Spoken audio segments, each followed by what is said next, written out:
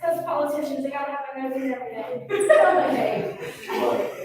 Politicians have to have their noses. Good job.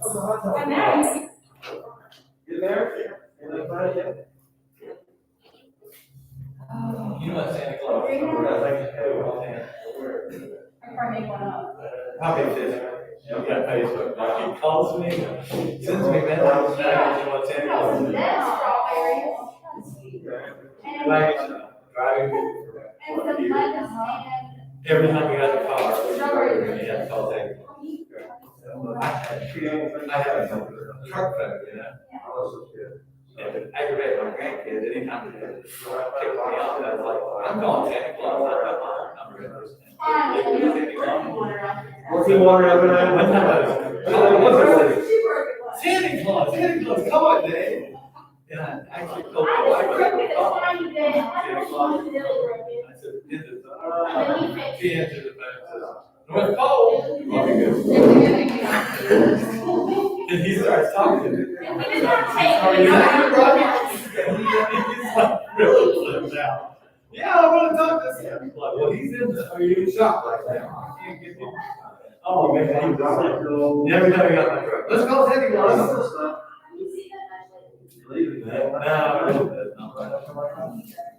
No, she got a car. Look good on that.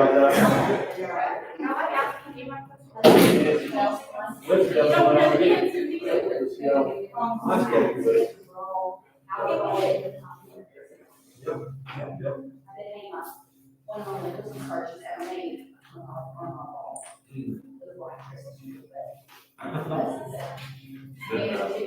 With a mic.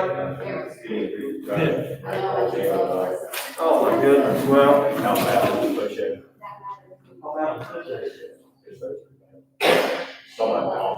Oh, I heard about that. The Pleasant, the Lincoln game, of course, the coaches are saying, why is that one not full like the other ones? I don't know the difference between the two words, that's SSAC about that. So they call them canceled for the end of the day, Friday. For this Friday. That's right. They call them canceled, they call me, they're coming up to third. And, I said, well, there's a cancellation. And he said, hey, it's cancellation. He said, no, it's what's the difference? For the team, was 14 to 30. All right. I didn't know that. You did? Oh, no wonder it's a phone call. You got it all done. Oh, yeah. Yeah, especially about the deadline. Yeah. Oh, my We goodness. got a lot. I tell you, well paid kids. Very well paid. Both sides. Both coaches. Well, very close game. I was really impressed with the coach. Yes, President. Same way back then, he was supposed to be one of the here, I think, what was it, for a while.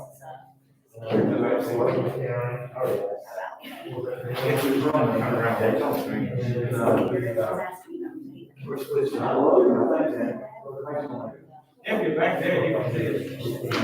Here. Probably early 90s. To early 2000s.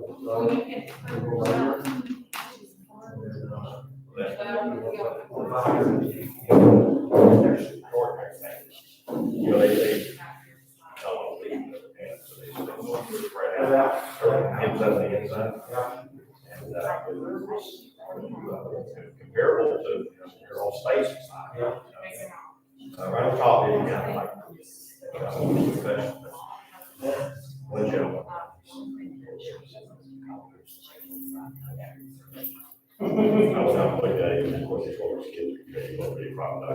I don't think that's probably, I'll tell him that. But he won't tell you that. So, sure. Well, coaches and fan, pretty good. Go back to it. 5 straight days. She started with the Yeah, right. Oh, that's, I didn't know. Oh. I'm trying to explain. We can play long distance.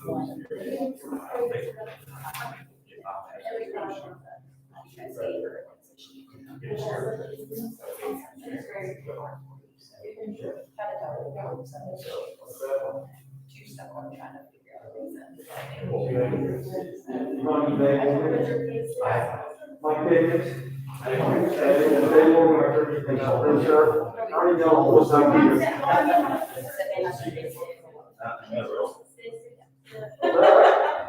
Sort of, she's better. He's the rich side of the family.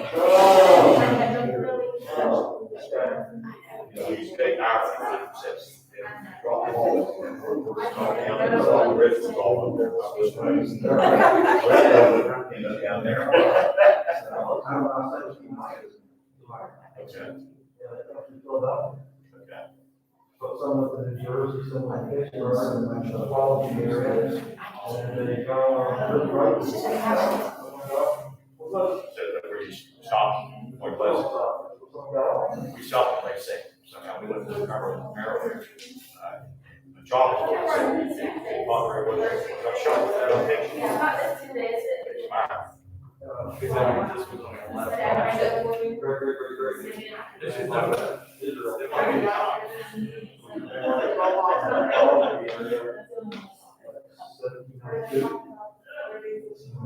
I guess they do that. What happened? Sure. There you go.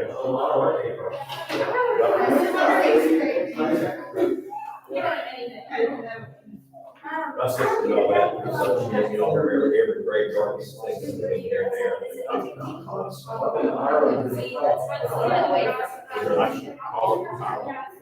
Her buildings. I've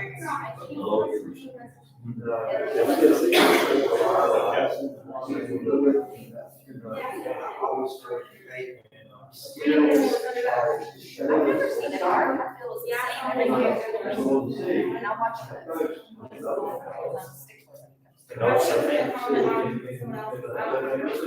now, you guys are going to use E&L for trash. There's one in Scotland. Maybe you have part of it. Thank you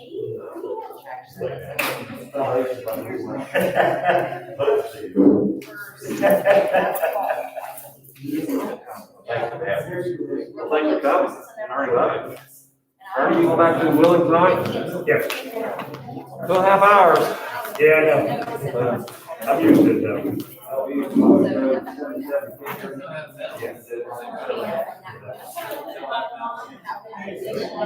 You used to it with the Wherever. Then you probably stay. Thanks for coming. Yeah, you know. But I like a third option.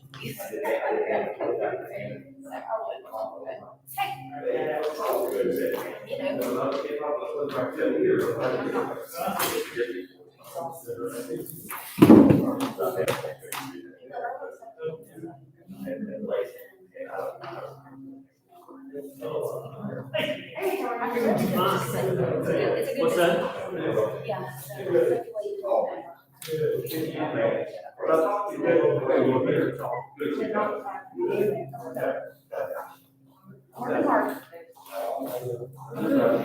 Okay. I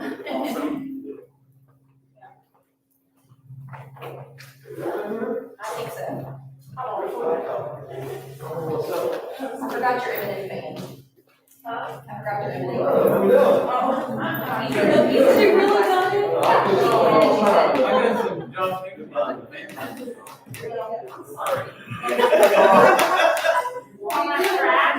Or Mitch Carmichael, man. No, actually, I do have their guitar. I have their guitar. When he said she came out, she goes, yeah, well, I was so sorry for that. And she's being herself with paper all day long. And so she came out and she goes, and then they went to the. Well, so nobody else is, I'm not getting that question. Yeah, she said her backpack. Oh. Yes. What do you think?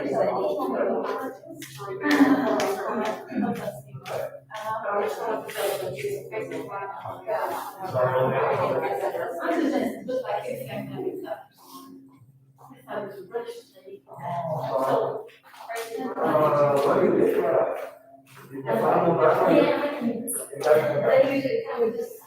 the shells, I think.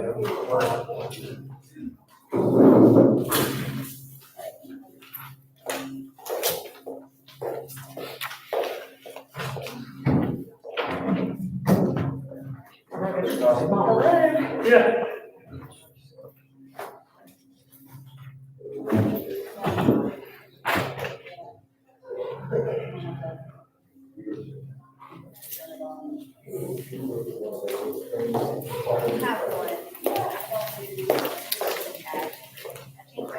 How are you, sir?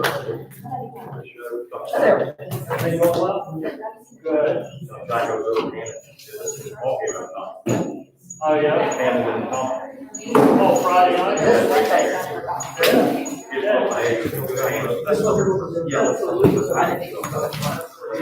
They just get it, they ordered.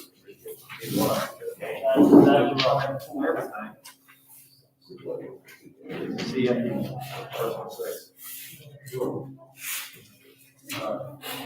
Because of the.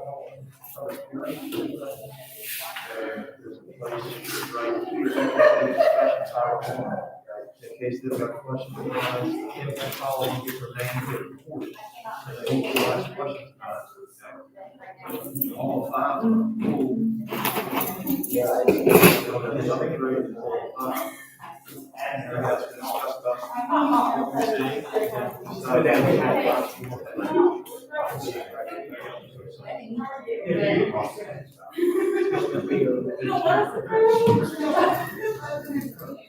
No, I thought that was like the argument until the bed, like I was.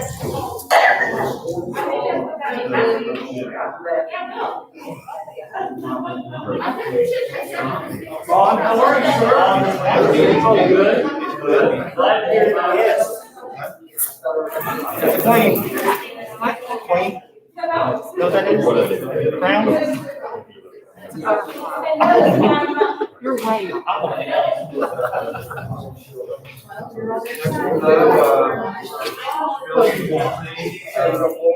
Yeah, we talk about it. We'll do.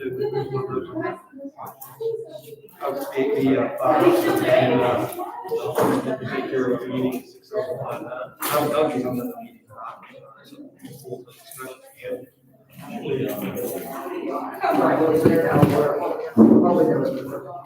I did, yes. I'll get you, take care of.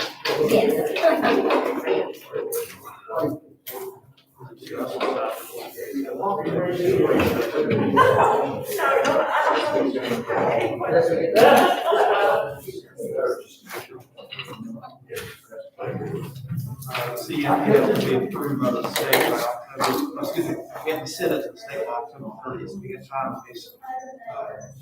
We gotta do anything, we have to be approved by the state.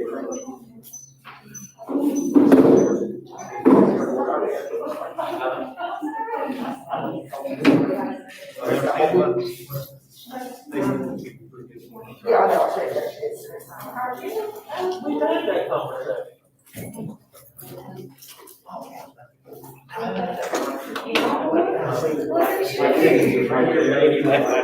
Well, President Del Show.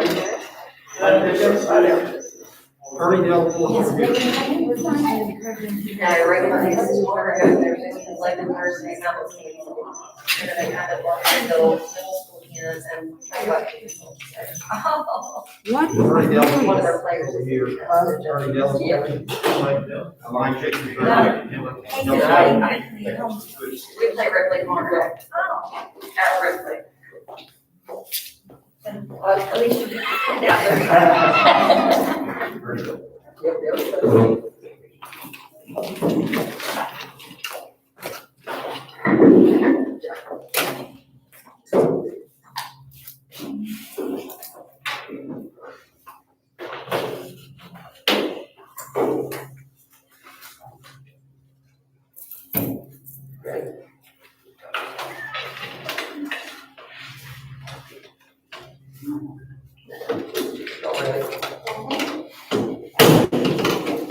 Call this meeting to order Monday, September 28th, 2020, Mason County Board of Education, special CEFP meeting, agenda 20-13.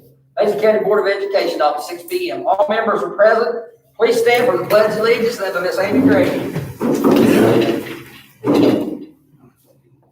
I pledge allegiance to the flag of the United States of America and to the republic for which it stands, one nation, under God, indivisible, with liberty and justice for all.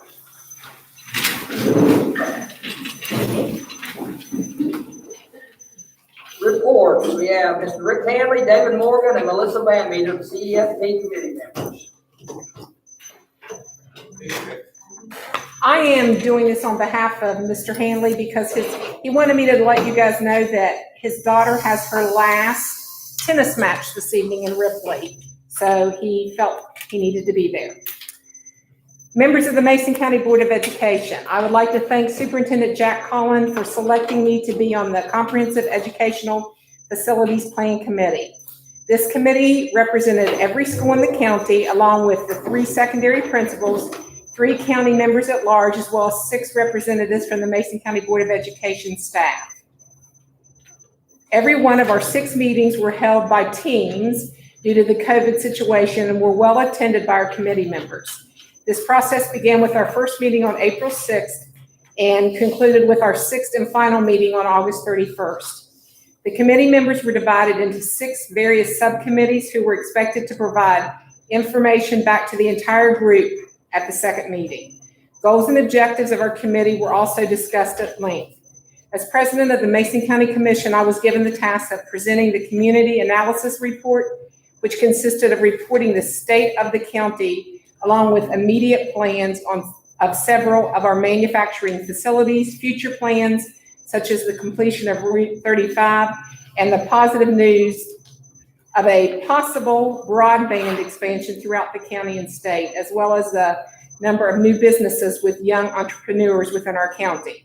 We were also given population projections for every school for the next 10 years, which aided in taking a look at class sizes, number of classrooms needed, and the conditions of the various individual schools in the county.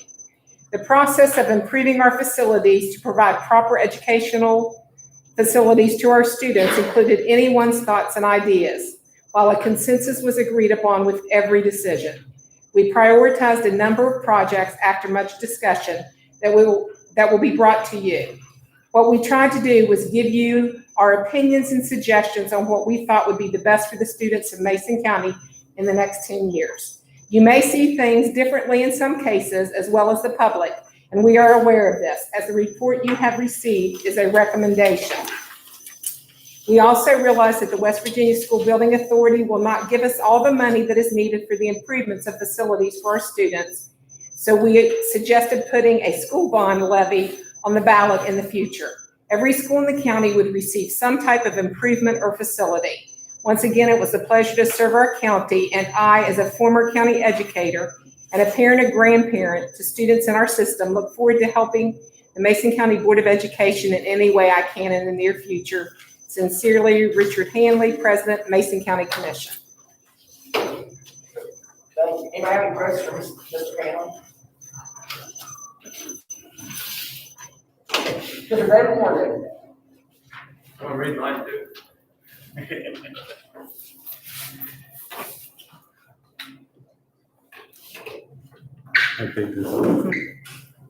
Good evening. I'm Dave Morgan. Come before you today to talk a little history about the CEFP and what it means in the past as well as the present. Sometimes you must look backwards in order to move forward. I have been a member of the CEFP for over 20 years and thusly helped develop plans for Mason County schools for 20 years in the past and now 10 years in the future.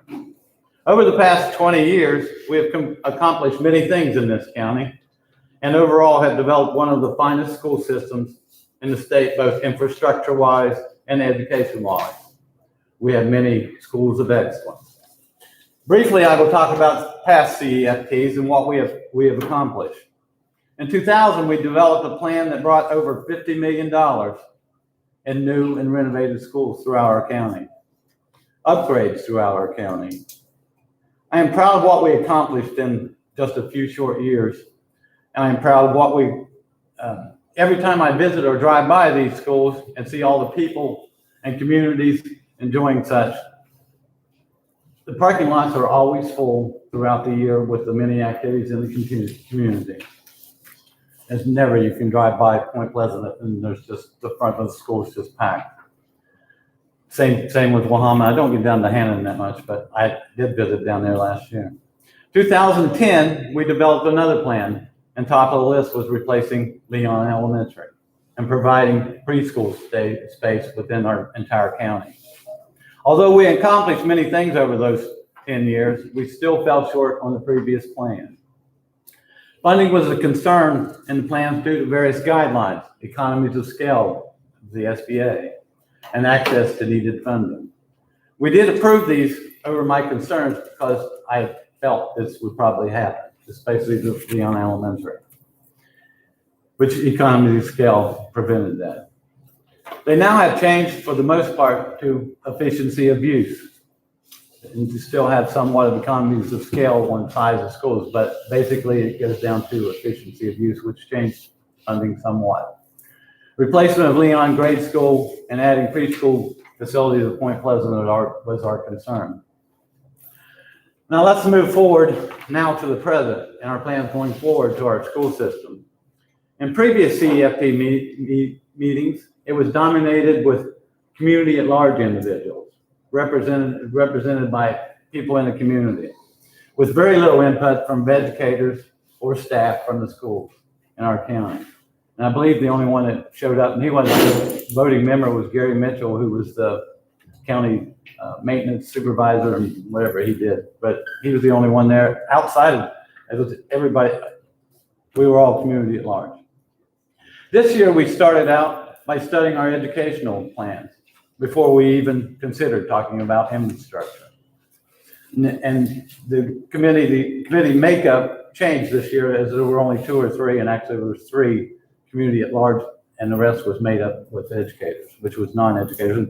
And you count Rick as an educator, so he didn't count as one of the community at large. From lengthy discussions, we came to a consensus that we needed to move forward and join the rest of the state with our education planning and needs. The middle school and preschool concepts took up much of our time, and our first 2 meetings carried over on our time and discussions. We even had another special meeting at work to work on our concerns toward these goals, then went back and discussed again. We weren't a consensus to start with, but we developed and worked it all out. The plan was looked at from 3 different standpoints: education, funding, and overall county needs. Several of these projects will meet the standards of SBA and funding, especially the larger $15 million Roosevelt-Leon consolidation. Having dealt with the SBA over the years, we have found that if the county is willing to invest dollars of their own into their infrastructure, they will look more favorably on improving projects. I don't need to go into the need for this school building project, especially for Leon, which is our oldest school in our system and has been on our wish list for many years. Closing Leon is especially hard for me, as my grandfather was custodian there for many years. And I often went there with him and helped him move furniture and clean floors. Change is always hard, but this will complete the modernization of every school in our county. Leon's one of the very last schools that the actual maintenance department built that multi-purpose room there. And I was there not too long ago looking at it, and it's held up tremendously. So we should bring all that crew back if they're all still alive. And Mr. Kiefer, I think, was the maintenance guy at the time, and he headed up that project. There are many other upgrades within our priority project where our only option will be local funding and will necessitate bonding. This is truly where the hard work begins, but I believe we have included all areas of the county, which should help bring us together to support this. Some of these projects may have available grant funding or need project funding, which we do regularly through the SBA, which might decrease the amount that we have to bond. The need for better ventilation systems going forward may free up additional money as we go through the current pandemic during and afterwards. $31 million is actually less than our previous joint venture with the SBA and bonds 20 years ago. Just completing our priority project alone will advance us tremendously as we pursue both the best in education primarily and extracurricular secondary. I hope you support what I think is the best conceived plan and the best CEFP committee I have ever been a part of in over 20 years of planning. School systems are judged these days on efficiency of use. With this plan, we will exceed 75% minimum and in most cases approach the 85% preferred by making a few adjustments with the middle school concept and preschool transition. I must say this plan this year came from the people, staff and community, and not just presented by an architect, with virtually no input from those involved. In previous years, it was basically led by the architect, and he told us what we could do, and we made a few suggestions, and he developed a plan. This year, we developed a plan, and he advised, and they listened and basically advised and coordinated our thoughts throughout the process. Adding education as we did this year before we started, we had never done that before. In the previous years, we never even considered education when we got into our needs project and what we've had for the 10-year plan. This year, we started out that way and spent our first 2 or 3 meetings on that. Adding education as a preamble to this process was just icing on the cake. Change is hard at first, messy in the middle, but gorgeous in the end. It's now time to get messy. Thank you. Thank you very much. Thank you. Melissa Van Meter.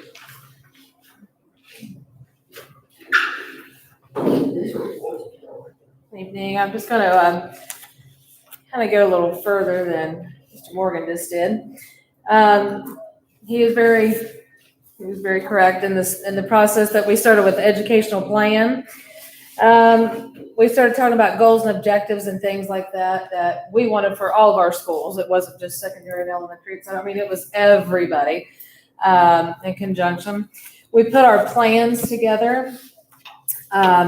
We determined enrollment numbers. We looked at instruction that would happen in the classrooms. We all had to develop and put together what we figured a high-quality school program would look like. And so it wasn't just about the architect and things that were happening. It would be actually things that would be going on in the school, period. And we looked at things that would support all of our stakeholders, educational, social emotional, physical needs of the students, all these things. So even before we started talking with an architect, like he said, we put everything in this together. And started talking in terms of, curriculum and different things like that. So it does make a big difference.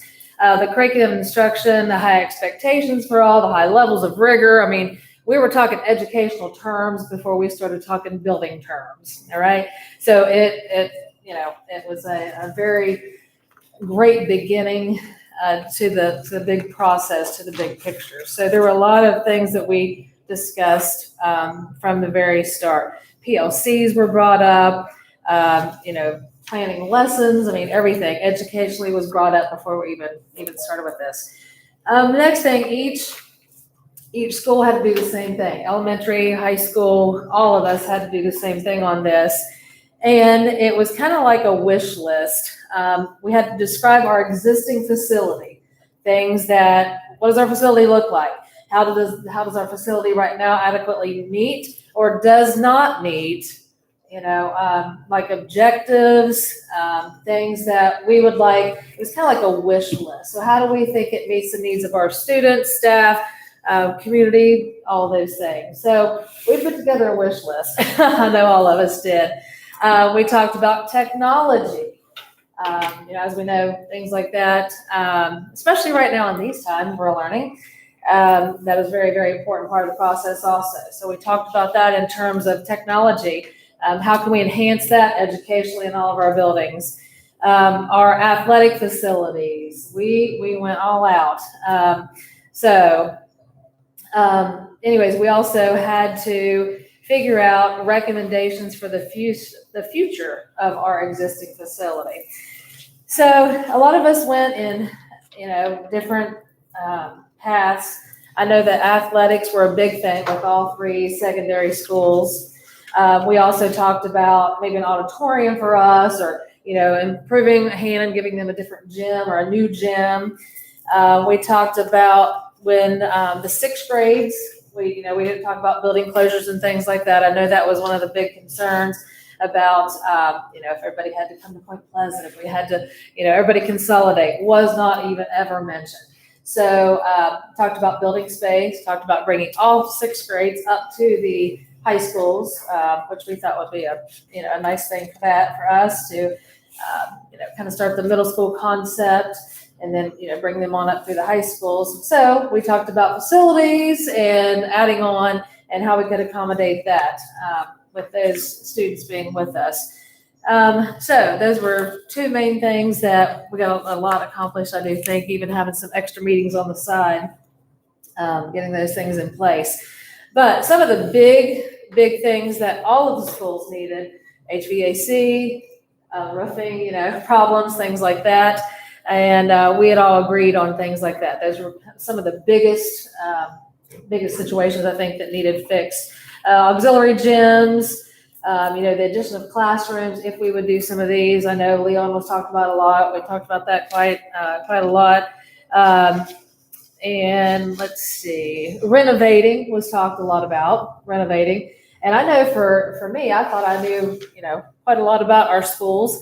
I was pretty shocked at the primary, things like that, things that I thought were newer buildings. So it did open my eyes as well, as, another principal in the county. So we did learn a lot about each other's schools, I do believe. So I just feel like that, we can work together, I do believe, and either prioritize our wish lists and get some things done. I think it will, hopefully help our schools keep growing and our students keep getting better and better throughout the county. So we're just hoping that, we can get some support on this. A lot of this stuff is safety that needs done, period. But then also as the schools grow and the size grows, I think that, these things are our wish list that we say, that will put us up, with other schools in the state. So anyways, it was an excellent committee. I mean, I think that we couldn't have asked for a better committee of people. But that's kind of our process. So they wanted me to come and let you guys know how we got that done. All right. Thank you. Thank you. Yes, I have a question, maybe for you or for Superintendent Collins. I know 4 of us on here. This is our first time ever dealing with this 10-year plan. If you will, can you give us like the process? What are we looking at here? I mean, there's all these different priorities.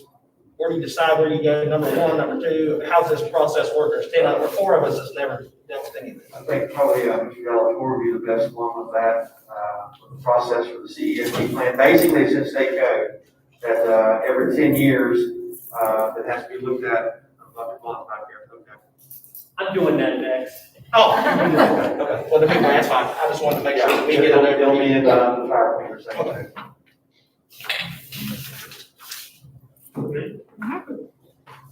Okay, 302, presentation of proposed 2030 CEFP plan. Dr. Kitty Bond, Curriculum Director, and Kim Burris, Federal Programs Director.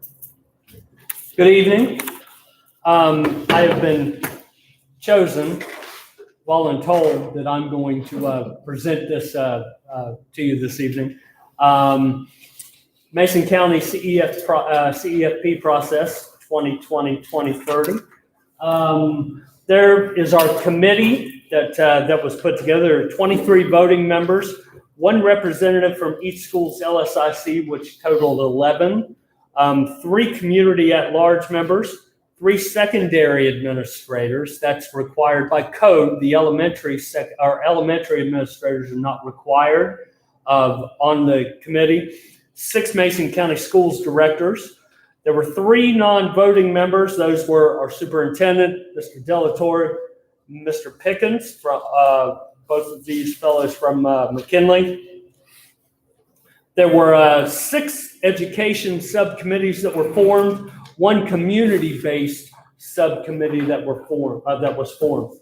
The 6 education committees were Education System Plan, Curriculum Delivery Plan, Instructional Delivery Plan, Operations Plan, Support Plan, and the Personnel Plan.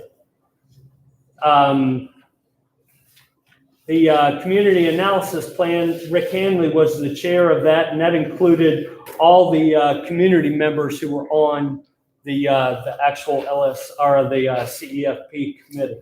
I was the chair of the Education Subcommittee Plans. Requirements, we had to follow West Virginia Department of Education Policy 6200, which is Planning for School Facilities Policy. Follow the SBA and WVDE guidelines and timelines, which we've done. We had to hold a public forum.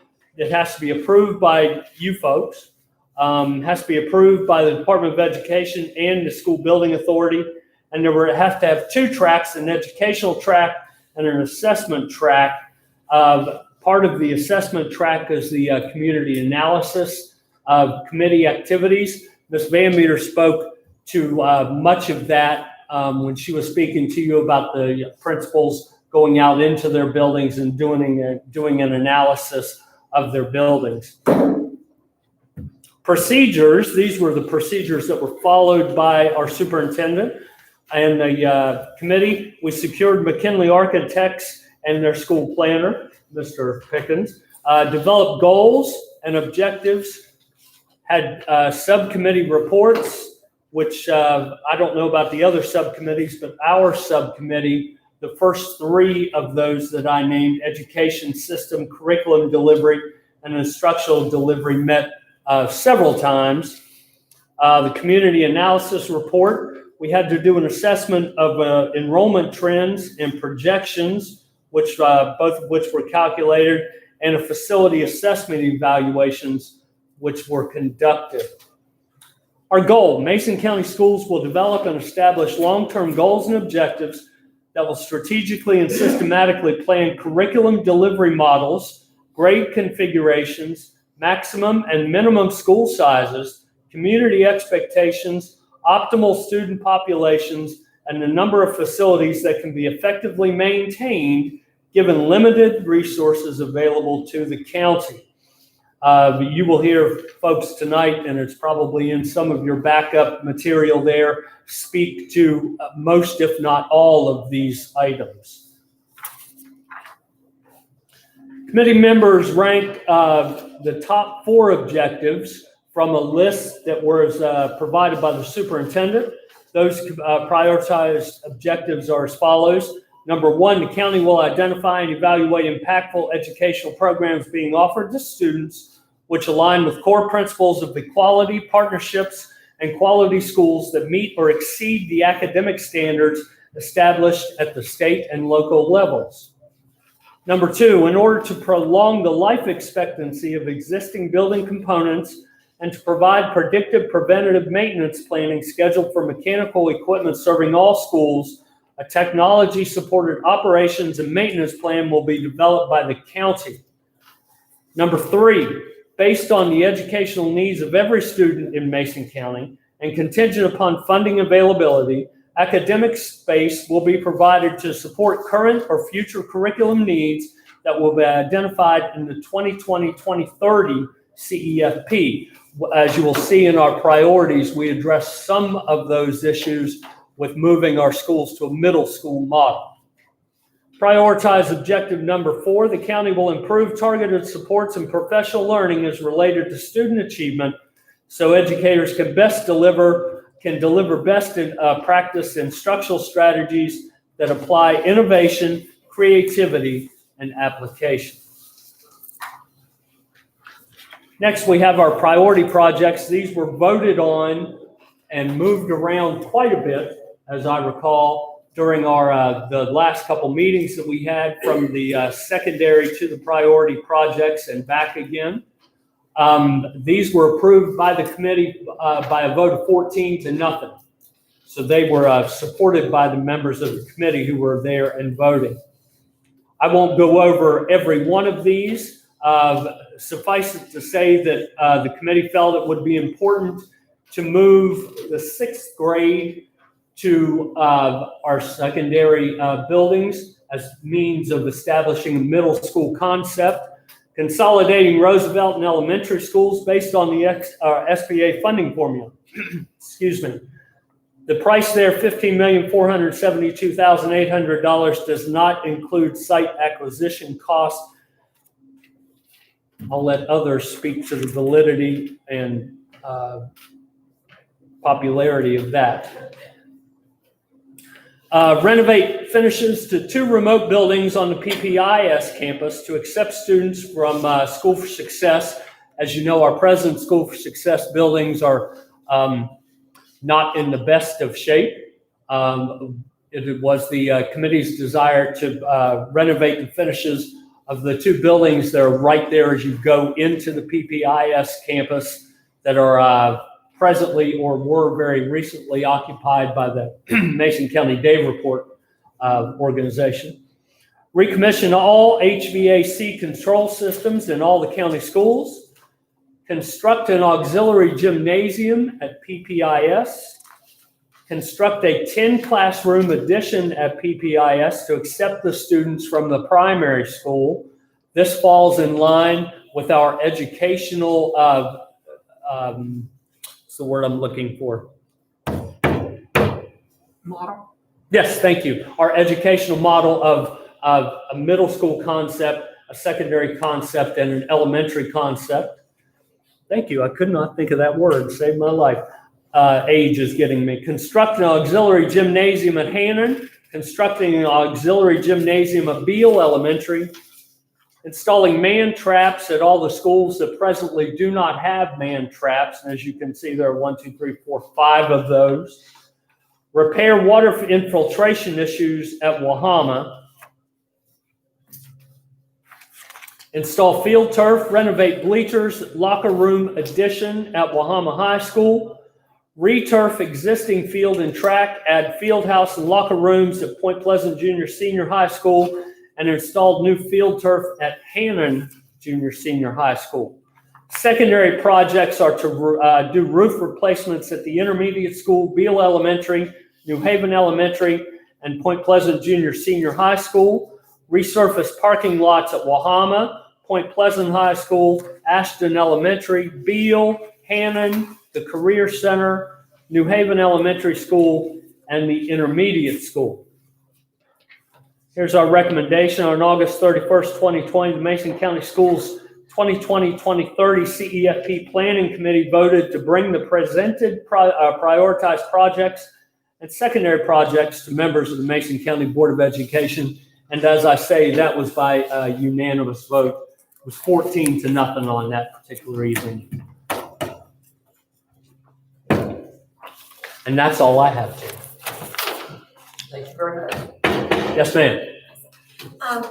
When you start working on this, do you have an idea of a budget range, or do you just come up with what you think you need? I mean, Oh, no, ma'am. I can't be the one. Mr. Delatorre and Mr. Pickens both were highly involved in putting together the budgets and the prices that you see on this presentation.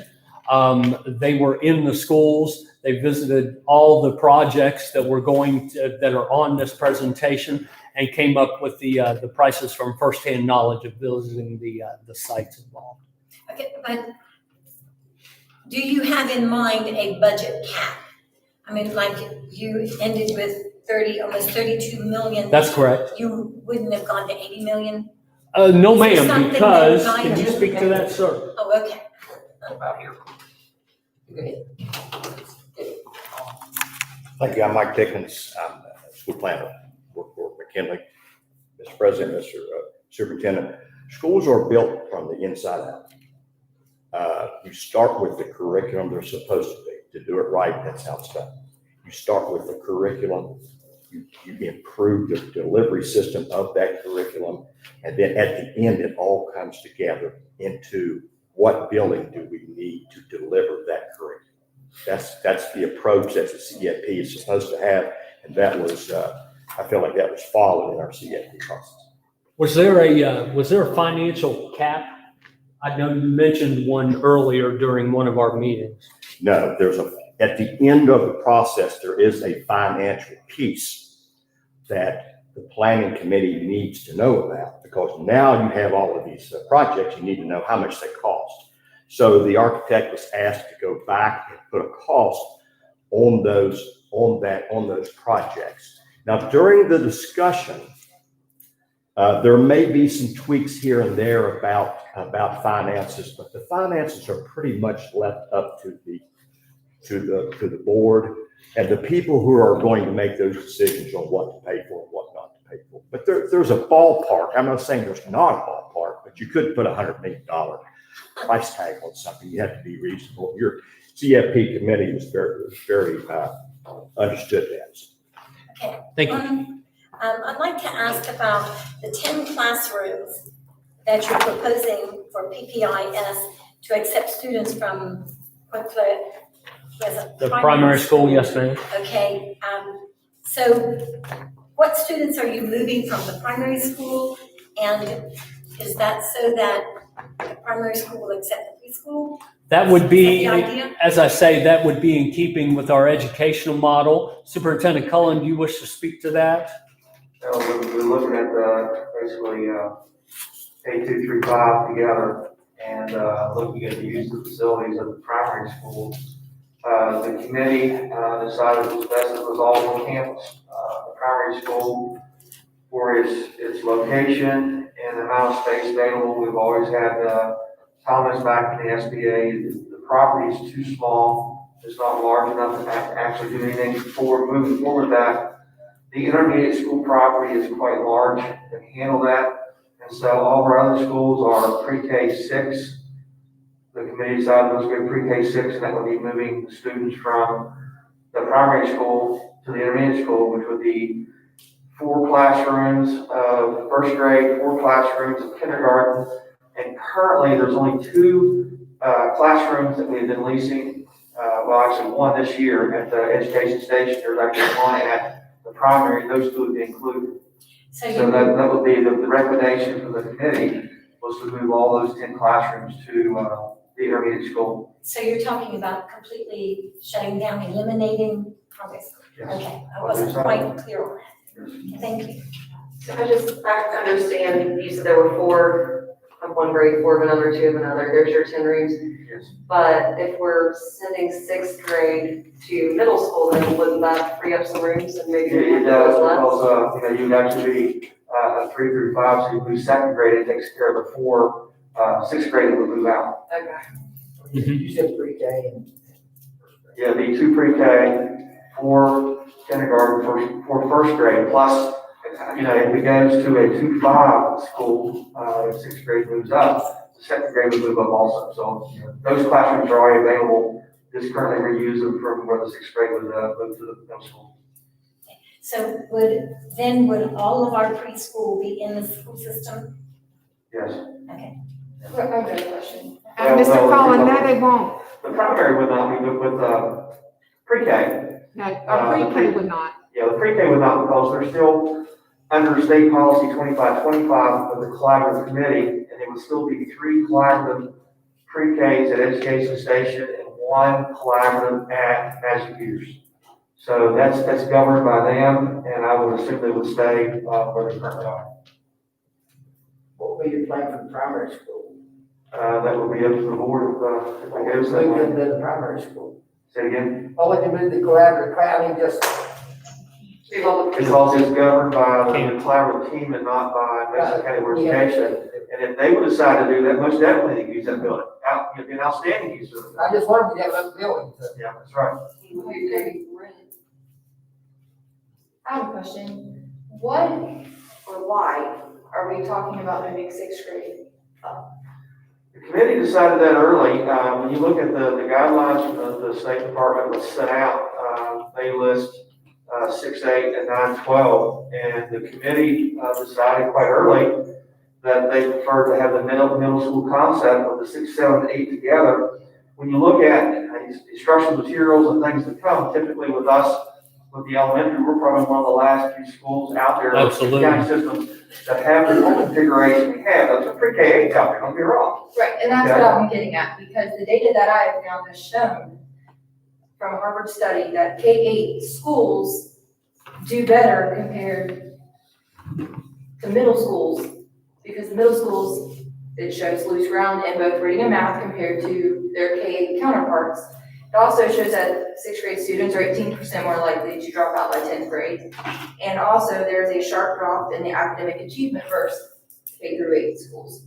So I'm just wondering why we are changing, because having middle school and high school in the same building, I think is crazy.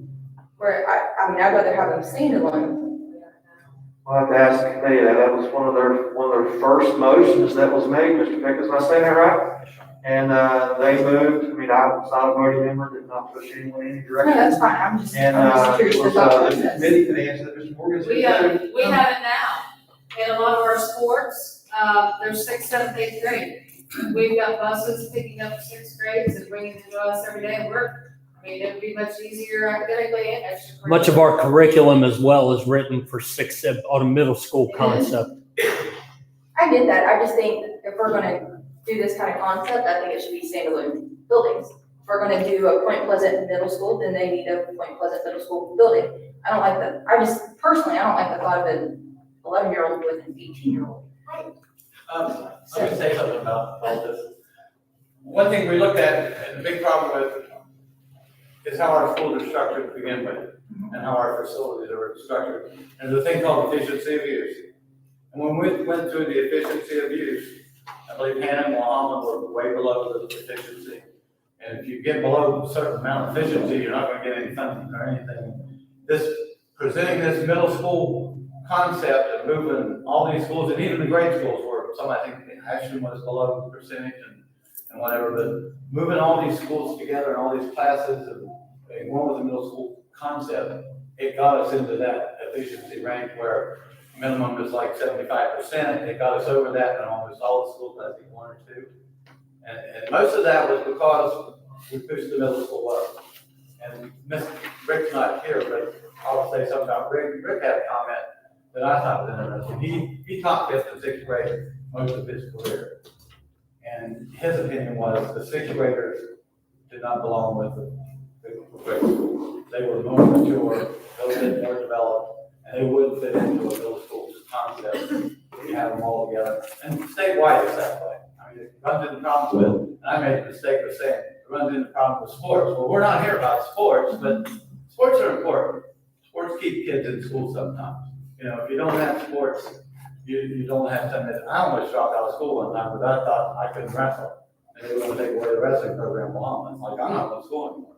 So they are important to a point. They're not the main reason. But most of it was, I think, based on the efficiency of use of all the schools we have. We've got declining enrollment, and that's what caused problems with our efficiency of use. Basically, was, I think Hannah, Eric, Hannah was really bad down on it. They were like in the 60%. It's based on the size of the facility and then how many students you have within it. And you got to maintain over 75% is what they like, 85% is perfect. And we got to the point, I think, with this middle school concept, we got closer to the 85 and got above 75 and all, but maybe 1K. Is this plan set in stone right now? No, ma'am. It can be. We said it's You said it. Okay, so Well, you will set what the Mason County Board. Yeah, approves, we and then got it. there has to be approved by the state, the Board of Education, State Board of Education, and the School Building Authority.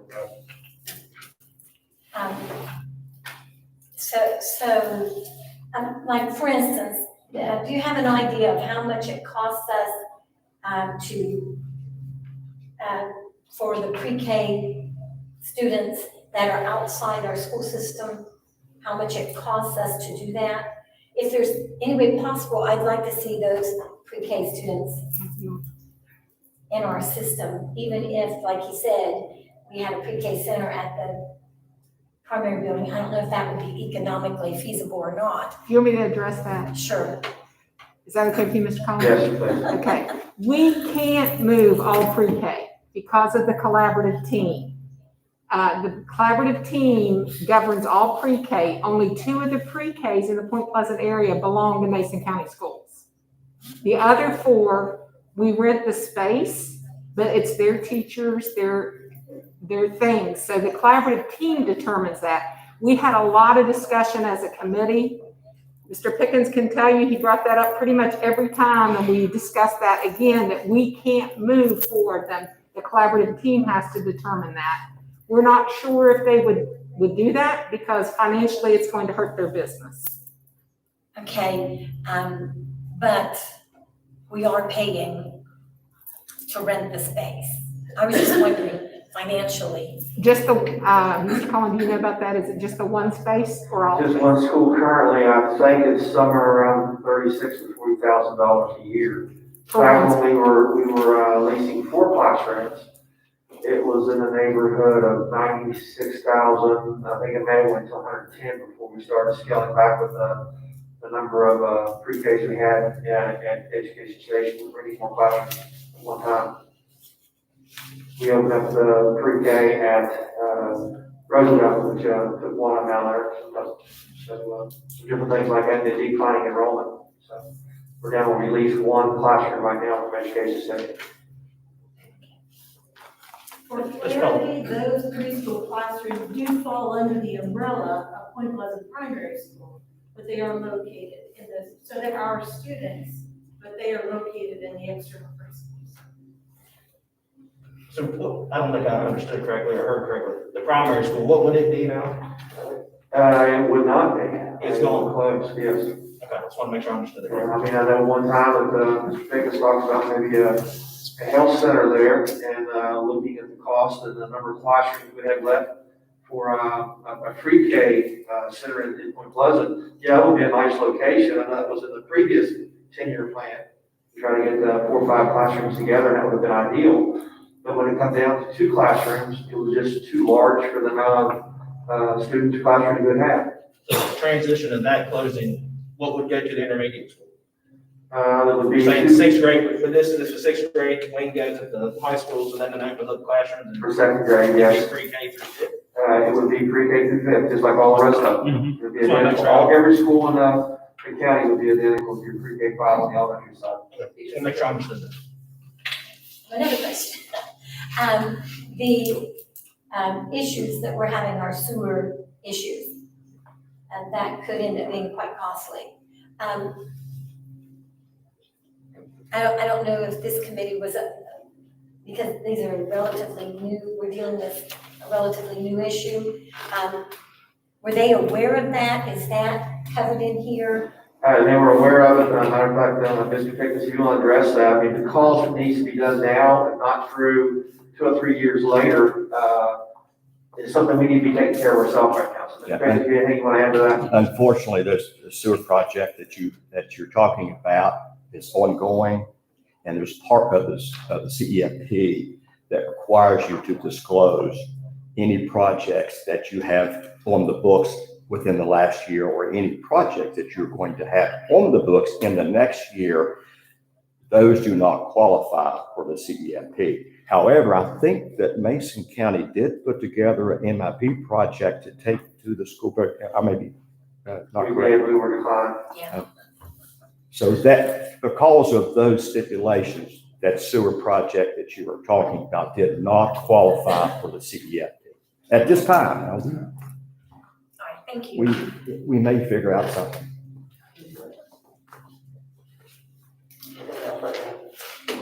Yeah, be open to the public in a few minutes.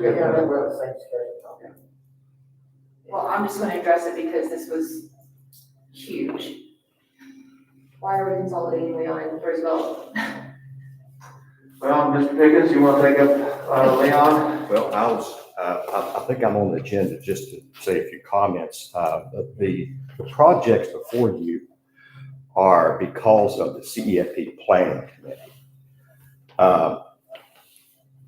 My name is Mike Pickens, and I was previously the executive director of the West Virginia Department of Education School Office of School Facilities for 19 years. I also spent 6 years. 6 other 19 years I worked at the School Building Authority as the assistant director over there. So I'm retired now, and because of my expertise, when I was in the office, one of my main jobs was approving CEFPs for people. So I have that skill. So I retired and was not really ready to quit completely. And I was approached by McKinley and offered to be a consultant to them. So it's been my honor to be able to consult with them and to work with your good people. Mr. President, I will say that you have an outstanding group of people down here in Mason County. And I've been doing this 20 years. I've seen a lot of CEFPs and gone through a lot of them. The committee that you put together is called the cross-section of people across your county, and the expertise and the patience and the efficiency that they carried through through those meetings was about as well as I've seen anywhere in the state. So with that said, I want to say one other thing. We're about 90% complete of the CEFP. In the spirit of transparency and suggestions to the superintendent, he decided to bring this to you to give you a report on where the CEFP Planning Committee is going, to give you a chance to look at that and comment on that. That is much better, in my opinion, than just finishing it, giving it to you and saying, here it is, now what are you going to do about it? So I think the superintendent, his staff, and his planning committee should be commended for this opportunity to get the board. The board's ultimately going to make the final decision, but to give you this information at this time so you can have this and help them make decisions. Do you have any other questions for me? I think there was a question. Probably we'll tag team off of that though. When you look at the evaluation of the schools currently in the county, we had 2 listed as poor. That's right. And if they're listed as poor, you have to take action to address their needs. And even though the schools that are fair needs to be addressed, the 2 that were listed as poor were Leon and the Mason County School for Success. The one that was listed as fair was Roosevelt. And then the CEFP committee is the one that took that information and made the decision, okay, they have taken this to the school board or to the school building authority at least, I want to say once, if not twice. And both times it was rejected by the SBA for economy of scale. They would not replace a Leon standalone by itself. I'll speak to Mr. Morgan, and the committee wants to speak up on this, Ken. The committee made the motion to combine, to find the location between the 2 that will be comparable. There has to be a transportation study. What's reasonable distance for students that live in the Mount Flower, Evans area to Robertsburg. You have to look at that whole area and find something that's reasonable, that you can put those 2 schools together. Of course, any student that would live closer to the Point Pleasant area, it would make sense to let them move to the Point Pleasant area. You go to school in the Point Pleasant area. The Point Pleasant, what you call it, it becomes a Point Pleasant Elementary now. And there'll be some place where those two schools would be combined, and they would meet the economy of scale. Is that correct, Mr. Pickens? The action that the CEFP Planning Committee took brought all schools closer to the economies of scales that's desired by the School Building Authority and the WVTA. Okay, so that was the decision made by the planning committee, and they were unanimous on the vote. Okay, that's gonna cost 15.4 million. I'm just gonna be extremely honest right now. I feel like the state's kind of punished Leon for a decision made years ago to not consolidate with Buffalo, just my opinion. And that's why we've been told no over and over and over. To see that be listed as poor, I feel like that's our fault. We should have been keeping up with it better. Even Roosevelt, I mean, I think we've done well, but I mean, if we're gonna pay 15.4 million for new elementary school, I hope we could save half that money and upgrade both of them. Can I ask you a question? What denotes poor? Like what makes Leon Elementary? I know it's an old building, but I also hear from the maintenance department that there's not a whole lot of issues at Leon compared to other schools in the county. So what makes that building listed as poor? Do you have like a specific, other than being old? We know that it's old, but we want to know, what is considered a poor building? Yes, part of the process, Dr. Morgan mentioned the educational track and assessment track. The assessment track is a separate track that the architects and engineers visit the schools, and there is about a 30-something point system that each school is graded. And based on those 35 items or so, Leon Elementary scored in the poor category. So there's a multitude. It's just not one or two things. Age has something to do with it, but not entirely. So what are some examples of those 35 points?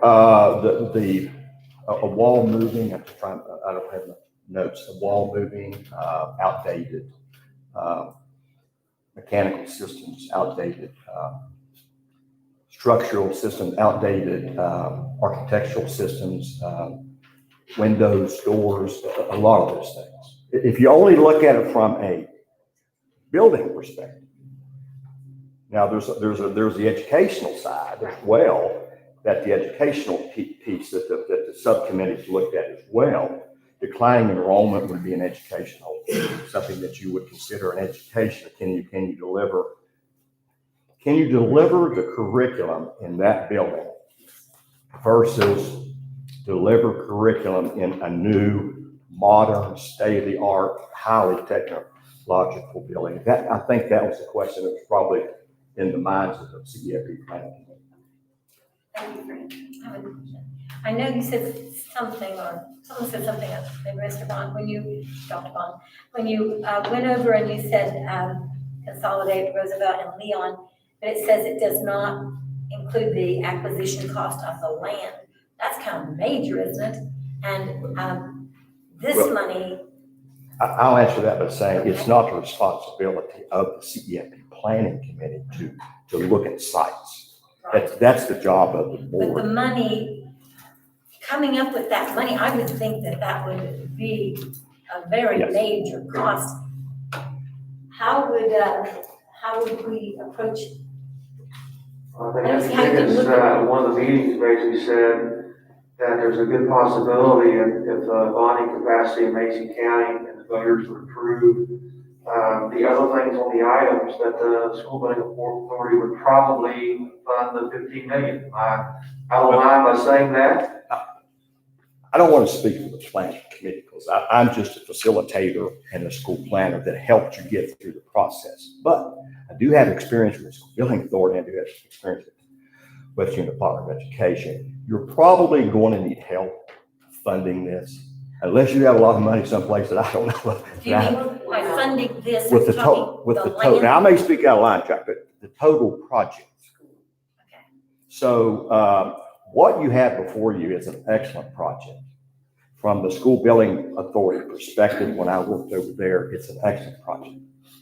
The things you are doing, going to a middle school concept, consolidating two buildings into a modern elementary school, doing the things to be prudent, financially prudent, is an excellent project.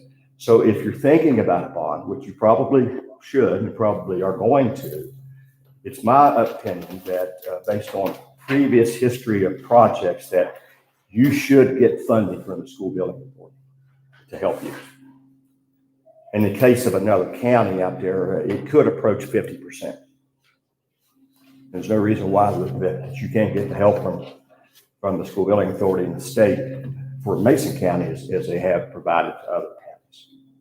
It's a really good project. How many bonds we gonna have? The last one, 2004, is that correct? So you got a school bond and you got all these other ones. Was the bond for about 28 million? 32 or 32 was the bond for Mason County? And on this case, if there's a bond, you're looking about half that, is that correct? Then we got a bond that we pay for, which is not out of Mason County, but for roads, and we know how good they are. So I'm just saying, we just keep nickel and dime all of our citizens, and We can't expect them to keep voting this through. I think that's just gonna be tough. I mean, I just think it's tough.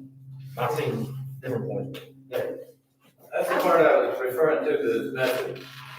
When we the consolidation thing, and we did it was 15 million bonds for Wahama, I think. I saw the joke the other day, I forgot what they were, 10 million for Ham. In order to get that SBA funding, the SBA paid for Point Pleasant High School and all the renovations they did there when that happened. And that was $52 million, I think, combined with the bond and what SBA gave us. And it's like he says, if the county wants to move forward, SBA will help you as long as you're doing your part too with the bond. So you may as well just forget the $31 million if we don't contribute part of this money. Because the SBA, they think in the future. You know, if you're not doing anything to help yourself, like consolidating these two schools, it's not something you're going to come to the SBA 20 years from now and say, you just built this one. You got to take care of what you got, and you got to put some money in there to begin with. And they're all about saving money. There's future projects they won't have to fund if we fund them ourselves, and they're going to more likely allocate 50 million. And that's what happened with the bond and the CEFP plan in 2000, and why the bond got approved. And that was a hard talk to. Actually, I gave a talk to up here at Pleasant High School. There was a lot of people that didn't want bonds. A lot of people that were senior citizens at the time. I don't know those now, but I will pass it, help pass the bond, and I will work for a bond because it's for my grandkids and their grandkids and their kids and the future of Mason County. And that's where it comes tough. And bonds are tough and taxes, and you don't want to see anymore, but Mason County is notoriously been good about the levies and bonds. If you want to go forward, and you want money from the SBA, you gotta work on that SBA road. I have a question about that, and it may come across, I don't mean it to sound full of sarcasm or anything else negative, but I understand, we've heard that about the SBA before, like they have to see that you're doing things to help yourselves before they will allocate money, and so this is truly just curiosity, how then can we expect them to want to fund a school that, according to the scoring system, two schools actually, we let fall into a poor category and a fair category? How do we know they're not gonna see, you didn't take care of two of these while you had them, and now you're asking us to put them together and build you a new one? May I speak to that? May I speak to that? Okay, I've worked at the school building authority for 6 years, and I was the one who went out and looked and made decisions or helped make decisions, exactly the question that you asked. Every county in West Virginia is the same as Mason County. Some are probably worse. I think overall, as I look at Mason County, you have a lot of good things going on. You love your space here. You love your farms. You love your communities, and your schools, for the most part, are probably a little above average. But is there work that needs to be done? Yes. But every county in West Virginia has two or more buildings that have fallen below the threshold of being into a poor building. With that, is there any way we can see that sheet of how Leon got poor, or is rated poor, where they scored on what? Is there a way to see that? Or Roosevelt? Yeah, and Roosevelt, yeah. I'd like to see those actually. Yes, that's available. It's in the Alpha program, but that's available. When all the documents, we're about 90% done, and when all the documents get complete, sure, it will be handed over to the board, and I'll try to get that. You want that particular school? Those two particular schools? Okay, I'll try to get that to you. Thank you. I'm gonna say this. We're just in discussion. I thought Mr. Collins said twice. I thought we went to SBA 3 times for New Leon. Mr. Pickens may have been there when we went and asked for a big, I was with Dr. Parsons. We made a big presentation. His words was, if you want Leon grade school, out there somewhere on the hill between Leon and Roosevelt, come out. That's the only way you can get it. That's how we got out. I think he was maybe one of them that told us that. Which is a shame. You know, so that was that going. Right, Y'all's name? because here's the thing, I mean, I know I'm biased, my kids go there, I know what a gym it is. The kids are learning, I mean, academic achievement is right out there. It is smaller class sizes, but not any smaller than any other class anywhere else. There's about 20 in each class. Yes, it's the oldest building in the county, but I don't ever hear of maintenance doing things to fix problems because there's not problems out there. I know I'm just speaking for Leon, but I don't see how, I don't know, I guess I'm gonna stop before I say too much, but I just, I'm trying to. I'm sure we'll say it again. Yeah, that's fine. A really good discussion if we move on because it's gonna be the same discussion here in just, That's fine, yeah. just a minute. We're gonna have a public and everybody else involved here. Okay, I'm Chris Reed, Ernest Delator, McKinley Architects, and Mike Pickens, Steve Lamb. I think Mike covered all those. That's the last question. Now if y'all got, any more questions? Well, I've got another question. This is not Leon related, this is back to the 6th grade thing. I know we talked that, you said a lot of the state is in this middle school, high school. How many in the state are middle school and high school together in the same building compared to standalone middle school and a standalone high school?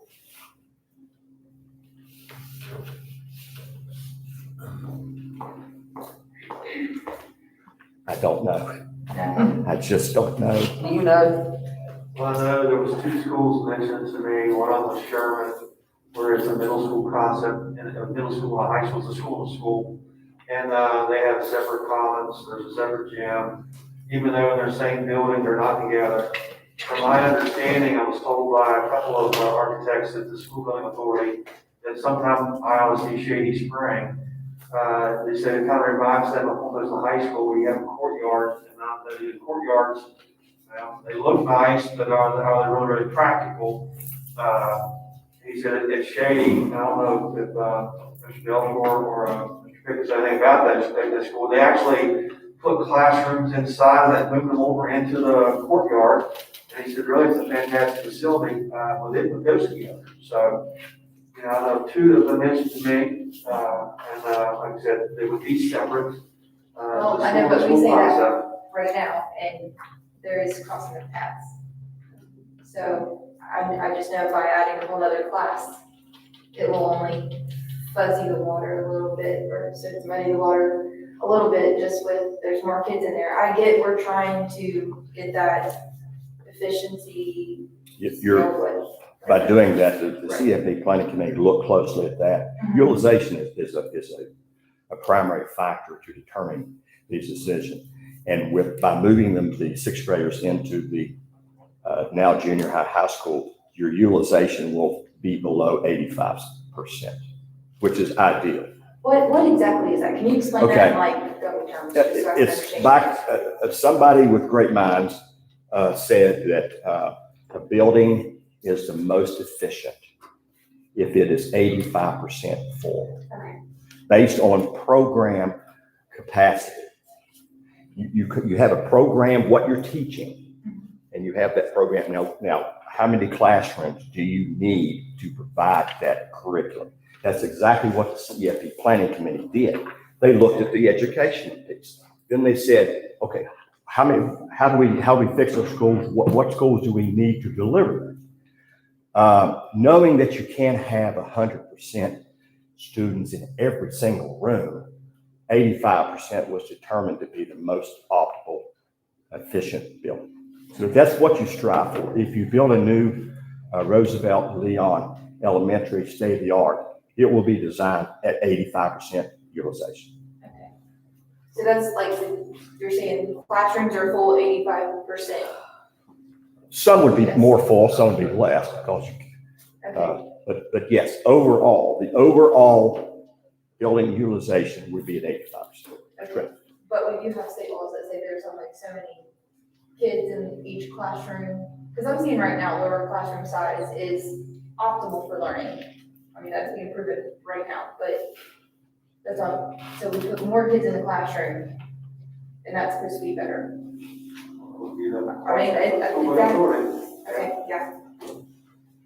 I don't have a problem with the sixth grade moving. I mean, I think depending on how a building is laid out, but it's really, it depends on how it's run. It's up to really who's in charge of that building to stop the commingling and to, I mean, we have, it's like that now in our 3 school. I mean, that part doesn't bother me at all because our 6th graders play junior high sports, they go to junior high dances, they're considered middle schoolers to a certain extent. I understand, I mean, as the mother, especially of daughters, I was a little scared to death to send my 12-year-old to Point Pleasant Junior Senior High School this year, but I wouldn't have been any more scared last year as an 11 going to a 12-year-old. I just think that you have to look at, that's where this committee probably comes in extra. It's how you add those rooms, how you add these extra gyms, whatever, and then whoever's in charge of the building has to be held accountable. Right now I don't want my 7th grader in the hallway with an 11th grader.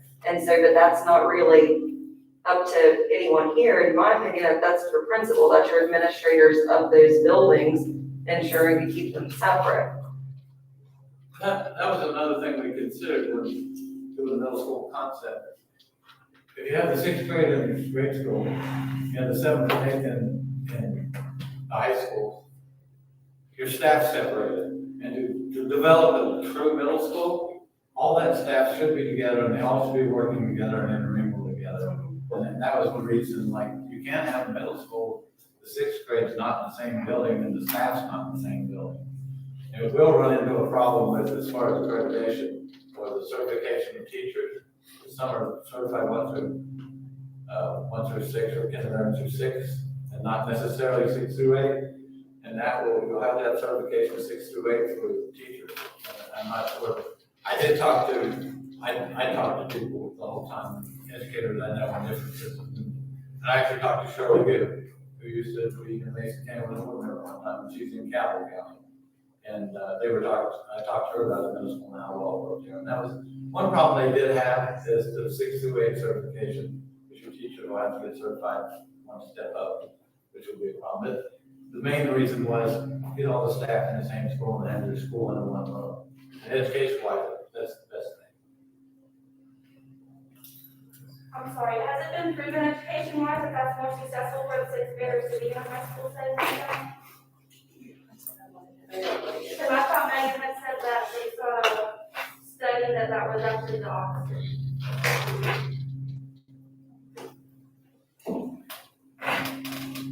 Based on what I talked with an actual teacher, and I valued her opinion on it, she thought it was best in the middle school.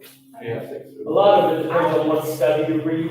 I would like to see like some hard actual data before you make a decision to do something that's gonna. I will find that for you and send it right out.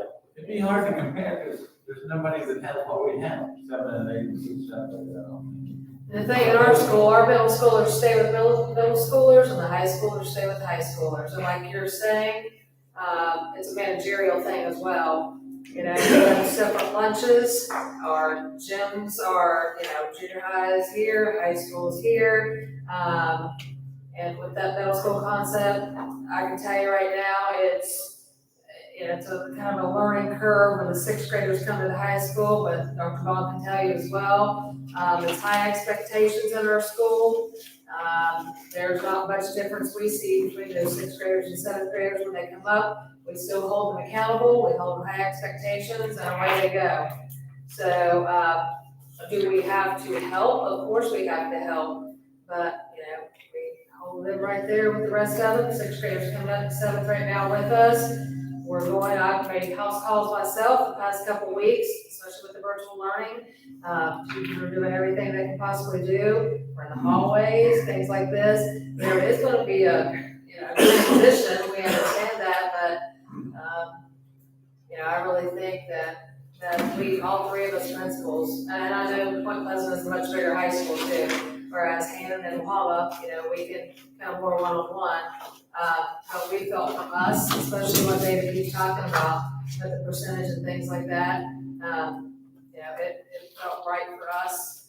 And, like I said, we're pretty high academic school too, and we will do whatever we need to do, sit down with sixth graders as well, but we felt like that middle school concept was the best way to go. I think I'm sorry. My problem was, I know you run a very well-oiled machine at Oklahoma, you do a great job. My issue, I think,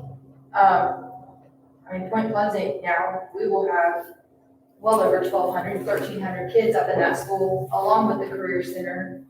That is a lot of bodies and a lot of age gaps that I've got a problem with it. What works well at Lahoma doesn't work well here or Hannon. So I have to have different lunch, I don't know what Billy does now, but in terms of age groups and lunches and things like that, it's just. Right. And two, what I looked up was what I found.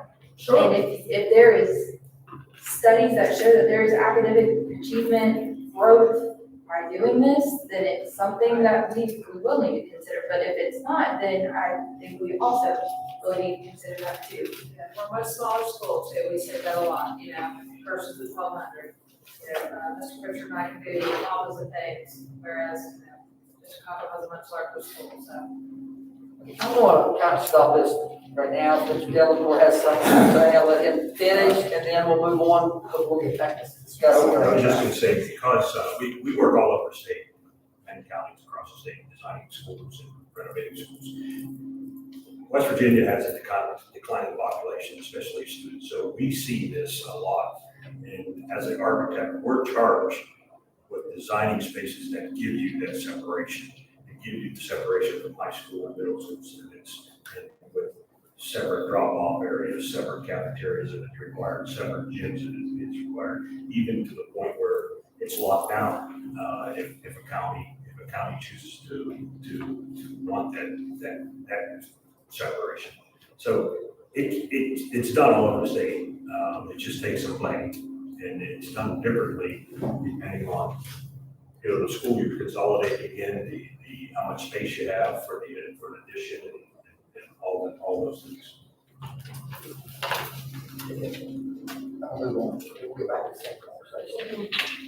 Okay, we're gonna move on. 4, superintendent's recommendation. Recommend the board approve the special CEFP meeting agenda 20-13 of the Mason County Board of Education, September 28, 2020, at the Mason County Board of Education office, Point Pleasant, West Virginia, for the purpose of discussing the 2020-2030 CEFP Comprehensive Educational Facilities Plan. Second. Motion, Mrs. Boncatter, second by Mrs. Carlson. Discussion. We're gonna be pulling all of 5 and 6. All in favor, say aye. Aye. Opposed? Motion passes 5-0. Okay, open public discussion, question, answers on the proposed 2020-2030 CEFP plan. And I guess I'll do it for now. Do we have any public who would like to comment? But if the 10-year plan passes, how much money is the Board of Education anticipating that's going to save the board over that 10-year period and beyond? No, we have to hear that from them. That's our first time we want to do it.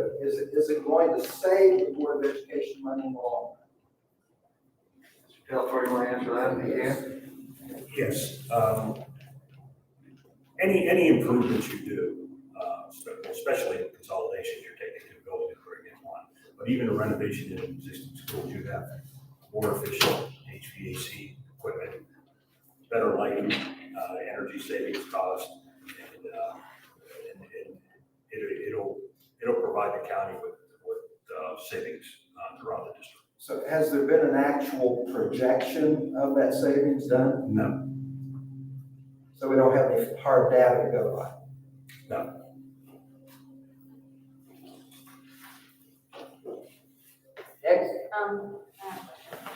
Obviously, my question is going to be about the consolidation of Leon and Marcel. So, I know it's obviously a financial decision.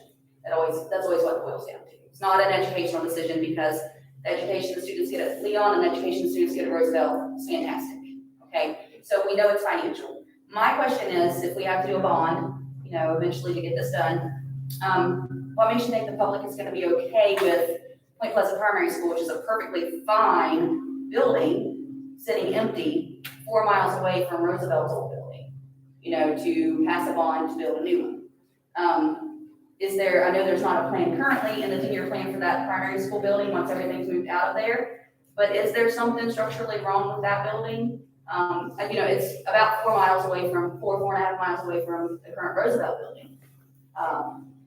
Would that be an option of looking at, I know, rearranging bus routes and having Roosevelt students come to the primary school, and I know Roosevelt has a lot of issues when it comes to heating and cooling and maybe some structural issues.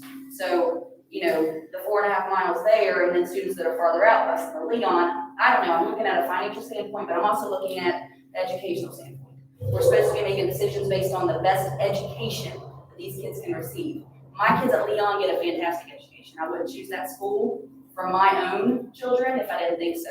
Roosevelt's the same way. I know we have several people who went to Roosevelt, or who have students, kids who went to Roosevelt. So I think we need to make sure we don't lose sight of that. When we get stuck into the money and we get stuck into the financial choices, we don't lose sight of the education that the kids get.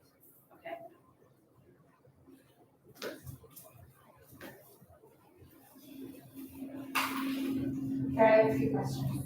One, you guys said for the middle school, okay, I'm a 6th grade teacher at Leon, so I'm delegating here first of all. So I have a lot of concerns with moving 6th grade to the middle school.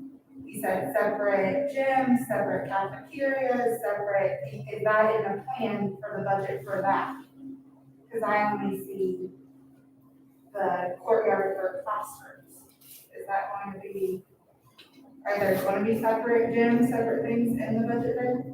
Yeah, Mr. Pickens, I guess, correct. There's two gyms now, and in that area in the courtyard, it would be a commons, back up to the other commons, it would be a middle school commons area there with the appropriate classrooms for 6th grade and handle 6th grade. Am I saying that correct? Yes, and also in the proposed priority list was upgrades to cafeteria.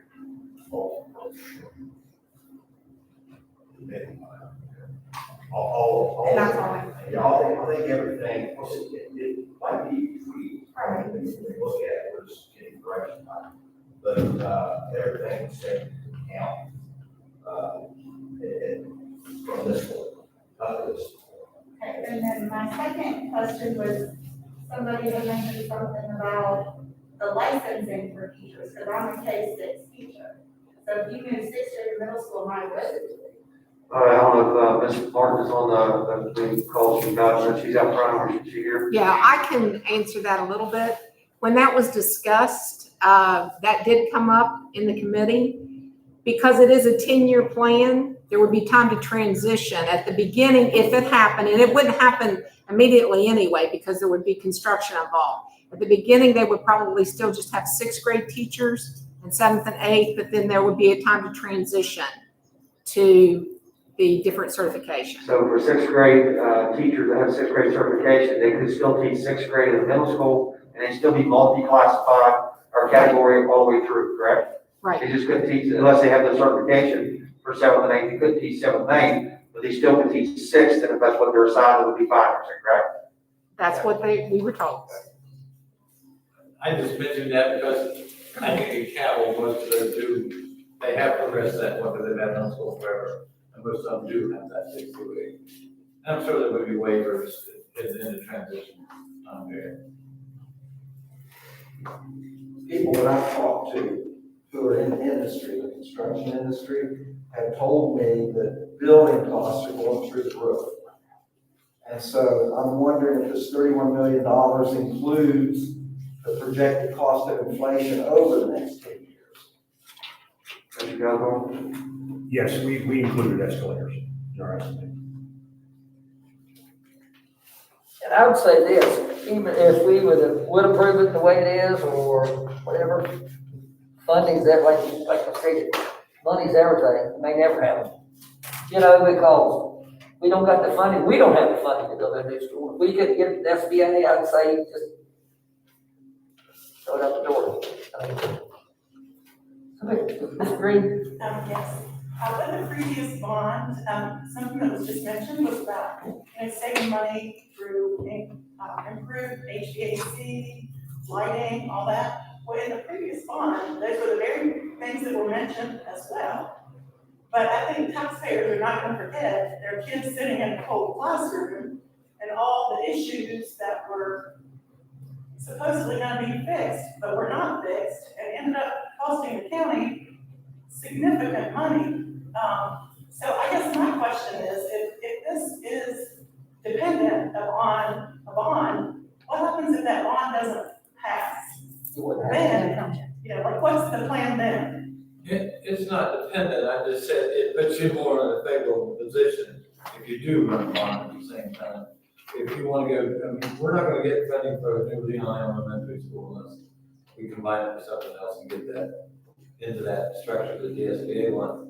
But when you take, if you would take that project to the SBA and say, well, what are you doing as far as other things, other needs projects? Are you funding your other needs? These are all just needs projects. These are plans.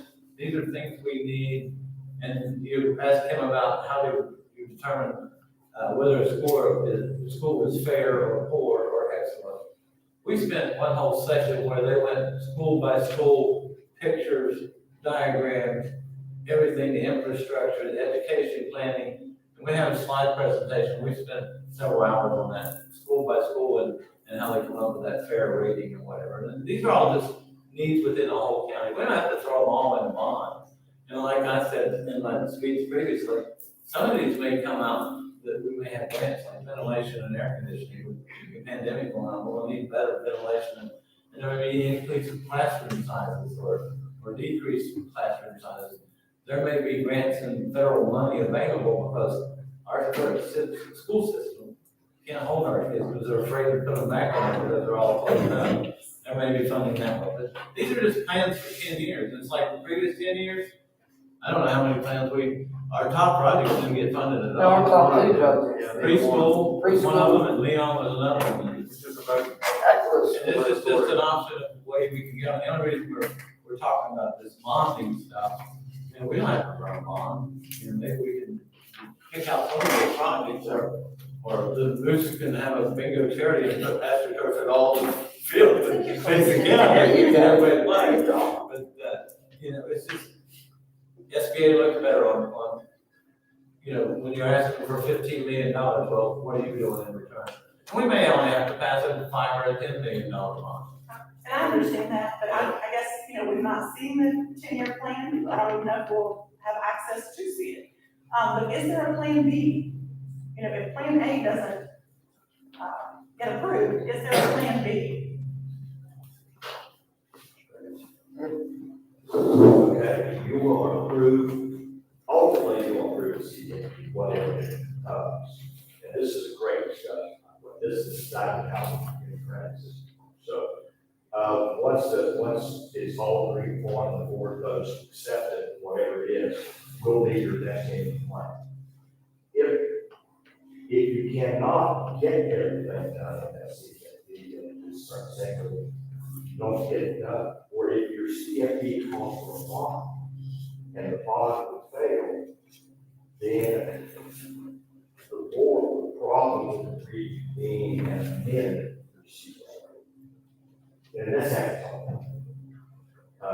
no county in West Virginia completes everything in the CFP. I think Mason County, they completed 60% of the items from last season, which is pretty good. Things happen. You think you're going to do this, and all of a sudden the HVAC goes out and maybe the building over here, now you got to shift your plans, you can't build this thing, you got to go do this. Things happen all the time. It's understood that you're not, probably not going to be there. It's like you have, you'll prioritize the list. And the operation job may not be your top priority. It may be down the list. It may be something to do in 2028. Or it may be something that you want to do first. If we did decide to do it first, we're probably talking for 3 years. Yeah, I mean, because especially if you're gonna do a bond and you're gonna do all that, you gotta get that on the ballot, you gotta get it passed, I'm just saying, I hate to pass anything, it's just my opinion, that's based on us having to pass a bond. I don't think we can. Best way we can do it, we can try hard. Was it anyone? Yeah. We've been talking about Leon for a long time. Is that, when I was at the SBA, there was some discussion about putting it in the budget. Yes. Yeah. Yes.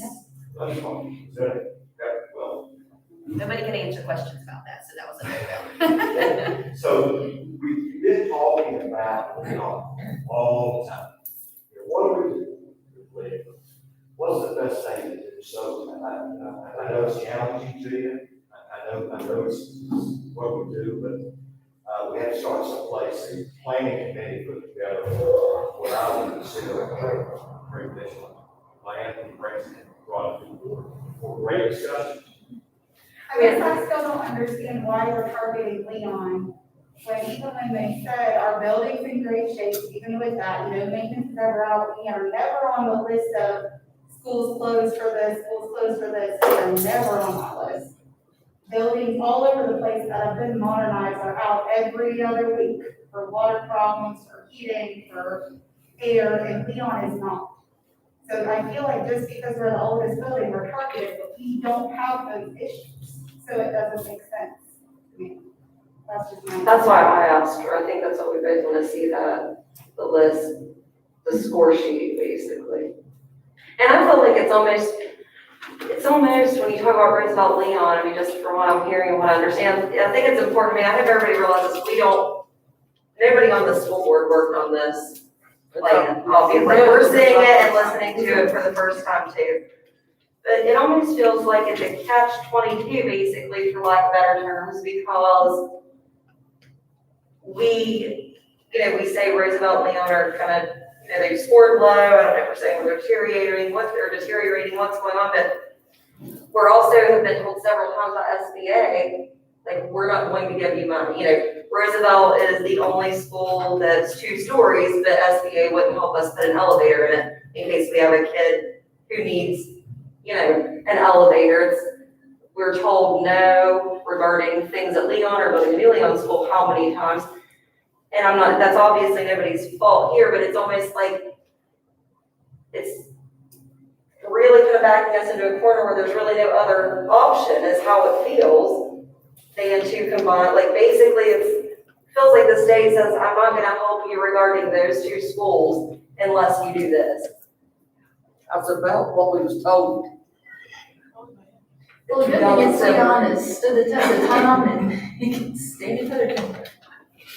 It's just, that's exactly how I mean, I got on the board in 2006, and it's like, visiting y'all want to place Leon, that was 2001, and that is. And here's my thing. And I've been accused of this, what to do. We're here for the best interest of the students, and right now, Leon's fine, and Roosevelt's fine. I know the building doesn't look the best, either one, and there can be issues, but the students are learning.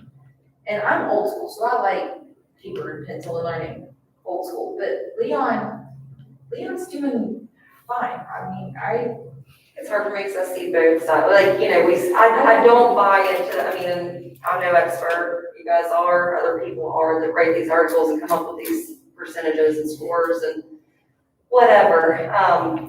But to me, where you learn that optimal learning doesn't come from your environment. If I have a good teacher out in the hayfield with me and 6 of my classmates, I'm going to learn in the hayfield. So I hate to approach it that way. I think for me, that's kind of just some fluff, and what it boils down to is we're never, we can leave these schools separated and, stand alone, and we're never going to get any help, and eventually they're going to crumble because the SBA is not going to help us put any money into Roosevelt Elementary or Leon Elementary. And we're going, if we want to sustain, a building somewhere for that end of the county's kids, it's like we almost have to look at consolidating, or they're just going to, allow us to watch them fall apart and not be able to afford to fix them. And they're not going to give us any help. That's about what Mr. Morgan said about moving forward, and said that they like to look at the future, the SBA does. Right, I mean, I get it. I know we've been talking about the Ford and Fair, these different schools, I know it's been focused on Roosevelt and Leon. I'd like to see it for all schools. I mean, if we got schools that are, whatever you say, good, intermediate, or in the middle, then we make sure that we can maintain these, that they don't get in, these fair. The same category. Going forward. Also, is there something in the legislature that the governor or whoever, the Department of Education, can come in and make you do this? If they get to the bad shape or cost effective, is there something they can come in and make you consolidate? Yeah, it shuts you down. Is there anything Michael we can do? If you fall below, fall below 100 students, I think there's some discussion. Fall below 25, I think you must close. That's close. Other than that, you're getting reports continually getting reports from the WBDE on a lot of things that come on. And one agency that comes is the Office of School Facilities, which is where I work. They'll assess your facility and give you a report that says you're going to have to update this, correct this. I don't think there's any case where it shuts down. I've never heard of that. But somebody's looking at you all the time, as you people are looking for it. About, well, at the end of last year or whatever, when we had 98 students and we lost so much federal money. And then the next year we were looking at enrollment again.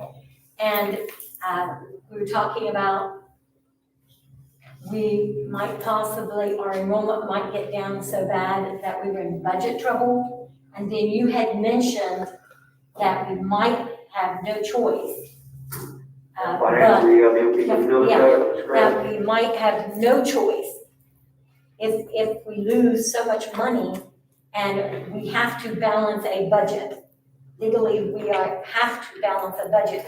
You had told us that we may be looking at having to move our sixth grades to the high schools and bringing like the kids from the primary school in. Our budget, you were talking about loss of enrollment. It's not been that many months ago that we were talking about this and you were telling us that these are things we may be looking at. Because if we lose our federal funding and losing the enrollment of our students puts us in a position where financially we have to make concessions and we have to kind of consolidate within ourselves. I just remembered you were telling us that. And then, of course, we got hit with this pandemic and everything changed. And I have no idea, right now, we probably don't even have any idea what we're talking about enrollment when we get back, hopefully, to normalcy. And we find out where our enrollment is. I mean, hopefully, things are going to change in West Virginia and Mason County. Hopefully, we're going to start to see some growth in our enrollment. But I know that you were telling us, long before we even talked about any of this, that we may be forced into. So I'm wondering, I'm like Megan, in an ideal world, if I could set it up the way I wanted, I would probably put 6th through 8th grade in a building by themselves. I don't like them being that close to high school. But unfortunately, we are not in an ideal world, and we do have to look at what we can do financially. But I just remember that you telling us that loss of enrollment may put us in a position where we had no choice but to do this. And if these were here as an option, that if our enrollment declined and our federal money didn't come in and we had to make, maybe with having this there as an option, because otherwise we would be trying to, if we lost enrollment, like at the high school, and you'd have to take the 6th graders and put them in a room wherever you can get them, because financially, financially we can't operate. I don't know. I just remember that this was a discussion that we had. And 2 years ago, we fell on first down, the bounce button, and we were able to do that. But it comes to the point where your state aid formula is based upon student enrollment and based upon those funds to run a school system. And in that case, we really be into hard choices. One thing we need to push for our senators and delegates is the fact that, they need to pass a law during this next legislative season that they continue the funding at the previous year's rate. We don't use this year's rate. So make sure that's done, okay? Push your delegates and senators out there to pass that. They can correct that for us. At least help for that. I wanted to ask a question about, Chris said over $100,000 for the water infiltration issues at Wahama. I don't understand that. Could a guy just That's for explain that? Mr. Dickinson, Mr. Belvoir. I'm sorry, I can't hear. What was the question? Okay, I didn't understand. This is the first time I've ever heard anything about something like this. And it's over $100,000, that's kind of significant. But repair the water infiltration issues at Wahama. What are the water infiltration issues? There's water leakage along the foundation on the side of the building. It's seeping inside the building. So that estimate is to dig that whole foundation out, seal off where it's leaking into the foundation. Now, I assume this is the main building facing the road, that's where it's coming in? The ball field. It was not the main section, it was just. Oh, it's not? No, that one's a section over. Oh, Which one? Locker room, football field. That area. and what would cause it? Just, They worked on it for years, it just needs, Mr. Moffett, you want to speak? I just think it's from an age, and then some of this is you continue to put stone or you continue to build stuff up, and it just creates more water drainage. And so you have a facility that's not used to taking all that water. So every time you add stone or you add to the depth of the stone or you add the field being raised, that water's being displaced somewhere. And so if it's not originally designed to take that water on, it's going to create water issues. And then a lot of it's just age. how bad is this problem? I mean, do you have mold issues? It probably leaks every time it rains. And unless you do exactly what he said about, going from the outside and digging down, completely down, and sealing the foundation, it'll just continue to do it. So, as I call it, some structural concern is, but will become.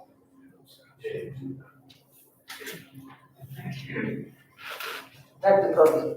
Any more questions, comments, concerns? But as far as we're concerned, no, wait a minute. I was gonna say, before anything, the sewage issue that we had, we would be hitting the SBA up with that probably before anything here. They denied it, didn't they? We were denied until we take other steps. And once we take those other steps, anyway, well, never mind, go ahead. Anybody else from the public want to comment? If not, we're going to move on to 502. Recommend the board discuss the proposed 2020-2030 CEFP plan, comprehensive education plan. Motion, Ms. Cost. Second, Ms. Discussion. I'm gonna, while we're talking, this time for us and have this discussion, what we want to do. I know what I'd like to recommend, you all, we comment if you want to, I'd like to see us put this out for the public comment, just like we do our policies, 5 days or whatever, because we have to have this approved to the state, approved by October 30th. So, we have a month. That, this is, like you said, if you said this was about 85%, county or? Well, in the spirit of transparency, the CFP plan can brought to, we're about 90% complete. We're waiting On us to give you some kind of guidance. tweet or some kind of direction. So we would need to, if you alter the present proposal, we would have to have at least one more meeting. Yeah. And then tweak it all out and then finish up the document. So we would need probably a couple of weeks. Depends on how substantial the changes are. Look, I'm just looking, just from what I've heard, and I don't think we're ready to vote on tonight. Absolutely not. You know, I mean, because it's our first proposal, but we need to do it in a hurry. You know what I'm saying, as far as get things rolling, because it has to be, now it's October 30th day. Is this for you, Mr. Collin, or for Vic? It goes to SD, to the SBA, to the State Department on October 30th. Okay, what if they reject it? They reject it, comes back to us, and then we'll have to make the corrections based upon what they say. Would that give us a longer time than October 30th? I mean, because October 30th can't be a drop dead date, we said it's be the 28th, and they don't accept it. I mean, I'm just. We have to submit by the 30th. Right, we have to submit it. Yeah, it has to be approved by the second 30th, correct? Submit by the 30th. There's been some discussion about the pandemic, but right now, the timeline is October 30th. The end of October. That's what we've been working. And they move the date. But I mean, I'm just, we keep discussing all we want, I mean, you know, I mean, I'm not trying to hurry us up on that part now, but. No, I agree. I just something I like Some for us people to- probably couldn't come, and this is Yeah, I don't the think first we're time ready. anybody has seen this, so I'm sure people. And I know you all was asking about, would you ever get to see it, if we put it out for public, you know, you probably leave it mind.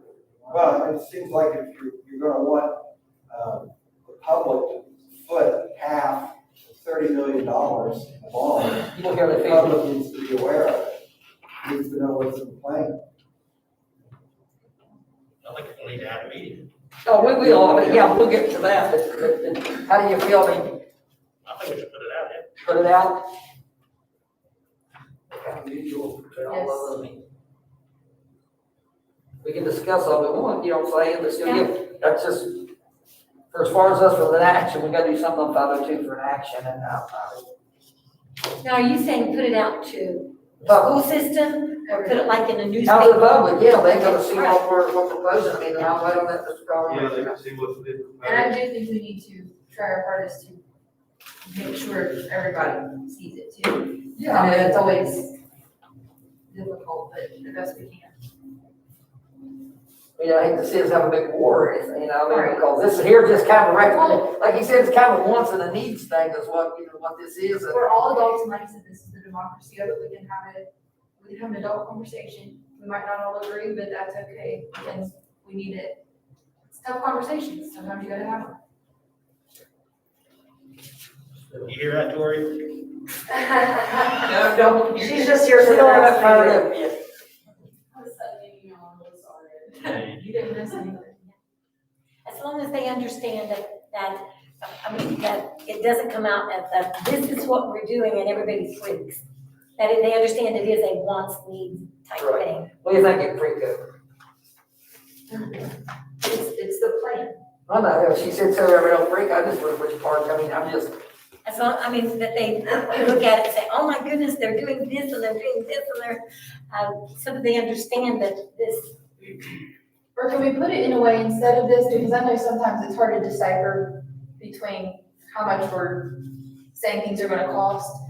Put this, but then just put it, again, in layman's terms. Our plan is to move sixth grade to the junior, senior highs, to make them middle schools and high schools. Presented plan, not our. Yes, a present, or we are planning to move the primary into the intermediate, to make one school. This is, just because sometimes it's hard to read between it to see exactly what's going on. and I will comment on the question, I don't know if it was Mr. Tennant asked or who asked this, about savings. I mean, if we went forward with what is proposed, the whole 9 yards, I'd say that'd be a big savings to us. For the reason of, the way we could build it, if the SBA give us the money, and we'd be shut down to complete schools. And that's a lot of utilities, a lot of Yeah, but you'd also be building one new one and adding on to another, so it wouldn't be like The only way we're adding on anything, they give completely us black money. and white. The only way we're adding on anything, they give us the money. Right now, everything's on us. Yeah, but I'm just saying, like, shutting down the primary, you can't say, oh, that's a lot of savings there, because you're gonna be adding 10 classrooms The same way this is. to have lights on inside of, at the other school. You really close down 3 schools. And add 1. That's 2 schools. So are we putting this out to the public then, are we gonna vote on that? I make a motion to put it out. Second. On public review. You can do it on 503, 502, I guess that's a possible action, right there, so you're Right, discussing 502, so 503, you need to call for it to have a, Yeah, well, I say, that's. so 503, we'll need to take the information down here, Take so. action, yeah, we'll have to take action. Okay. But we can keep discussing, I'm just saying, I would. What do you wanna say, David? No, I just don't think we're not gonna play no vote on tonight as far as just playing. No. So, you'll probably have more chances to come back. Think it over, read it, look at it, I mean, you might see some ideas you like and some you don't like, and, I mean, this is my second one, because the one was in place when I got here. Then 2010, Mr. Morgan, I think he led it. Then in 2010, when we, when the 2010, 2020 would come out.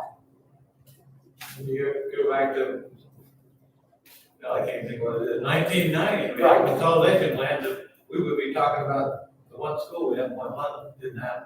I mean, these were just plans. These Things change over time. This is the direction we think we should be going in. And this is our best possibility of achieving what we want to do in the next 10 years. Funding wise, education wise, and everything. It's not that we're going to do this tomorrow. This is 3 or 4, even the preschool, 3 or 4 years down the road. Moving the middle school, who knows how many, we got to build classrooms. And move all this non-transition, it's just planned. And Yeah, I'm gonna tell you also, and it 3 takes- secondary principals, we asked a few other times because we kind of felt like we were making decisions for, like the screen sitting down there right now. That's why we took all the existing facility things like that. We felt like, even building principals, I feel like they aren't all on, didn't know everything that was going on the whole time either, so. You're talking about these Beal, Roosevelt, this, that, the other. So it wasn't like we were sitting around talking to Mr. Click or Mr. Green or whoever all did this too. Now, like we said, I asked Dr. Bond, he's like, no, it's in state code, and, they only take the 3 secondary principals and put them on there. So we had to think outside the box for the elementaries also, so when you say you're submitting it to the public, you're probably also talking the elementary principals as well. This will be probably their first look at these things too. So, and like we said, like you were talking these wish lists, we'd love to have AstroTurf at one. You know what I mean?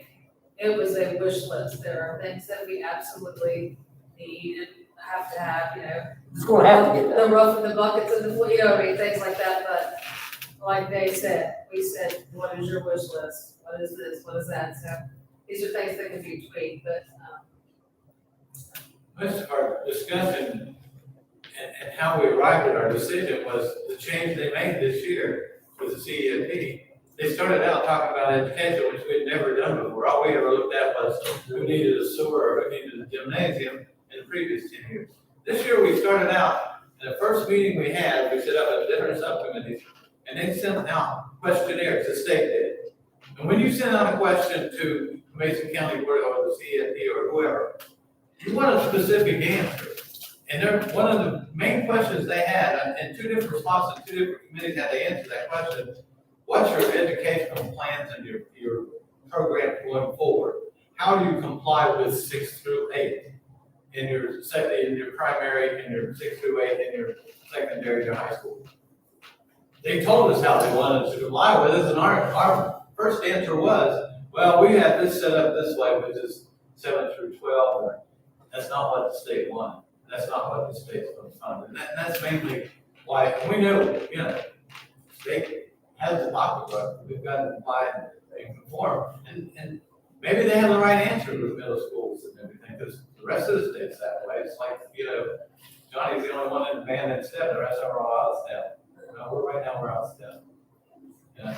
These are just plans, don't get excited like Leon's closing tomorrow, and Amy's gonna have to graduate. But, you know, it's just plans. I think, Dave's making the comment that it's just plans, and I think we all know that, we all understand what a plan is. We do lesson plans every day, and, sometimes those go astray, and some follow, it just depends.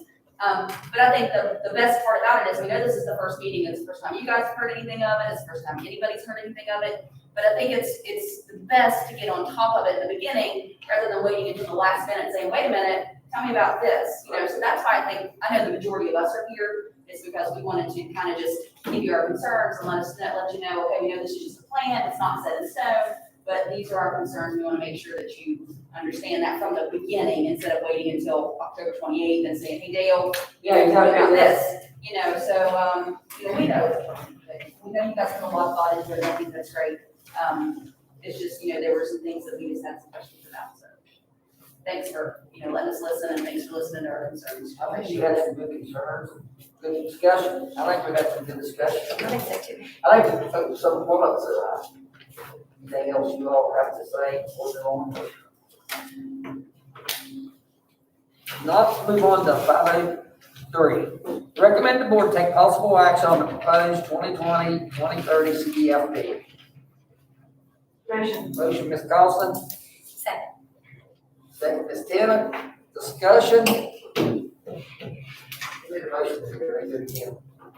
I'll make the motion to put this out for public comment for 5 days, is that? What do you think? We would need to schedule a meeting as quick as we can, because he said they'd like to have another meeting. Right. Right. They can't have a meeting, we have a meeting. Decide to give direction to go. We're not gonna come back to public comment, leave it the way it is, and then you don't have to change it a lot, or we might come back and change the whole plan. I got a motion.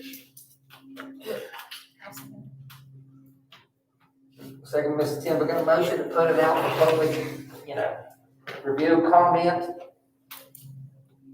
I'd like to, especially get into the next one, I know it's 10 years from now, I know I won't be here, alive. You say Oh, you'll still be here. But, I'd like to see elementary groups involved in this too, because it's affecting all three of our elementary schools that, I don't think have too much input, They're just finding this all out. we probably didn't know they was gonna come back with the 6th grade middle school, and I know it was talked about Point Pleasant High School, they said it was a great plan, SBA told us that, because it's already got all the walls.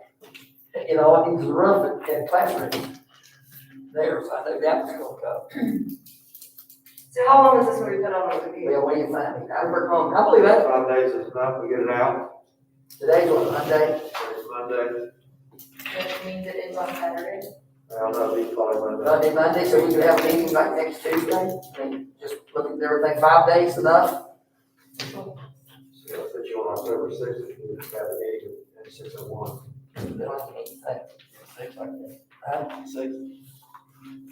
Six. Do we need to vote though to put it out? Yeah, we have. Yeah, 5 days, we got a motion, Mrs. Baumgartner to put this out on a 5-day, review. Second by Mrs. Tennant, any more discussion? All in favor, put this out on the 5-day review, say aye. Aye, opposed, motion passes 5-0. Main motion, recommend the board put the CEFP plan out to the public for public comment and review on a 5-day review. All in favor, say aye. Aye, opposed, motion passes 5-0. Mr. Chair.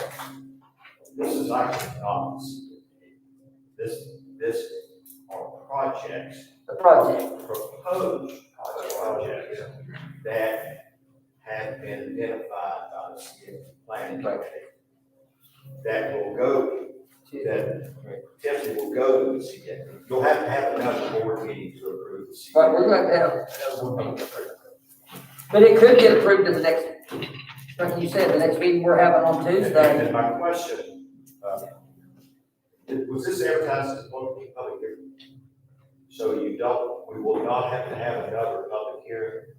You send it out for public comment, you get the comments back. So the board will just need to have another meeting when all things have been set. When the CFP planning committee says we're finished, here it is, then you'll have a final meeting to approve. And And that final meeting will have the projects that you have directed. Yeah, but our next meeting will be, it could be our final meeting. Just send to you all, and you all will do what we said, and then we'll have a active final meeting to vote on it. Because you have to change a whole lot, you have, like you said, you'll have to have another meeting. Yeah, that's, I would refer to the chair of the CFP planning committee, certainly our committee.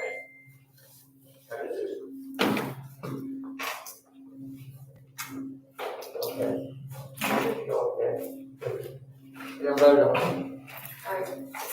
Next meeting date, regular business meeting, October 13th, 2020, Mason County Board of Education, office 6 p.m. Regular business meeting, October 27th, 2020, Mason County Board of Education, office 6 p.m. Motion. Motion. Second. Motion and second. Ms. Bocater, Ms. Carlson.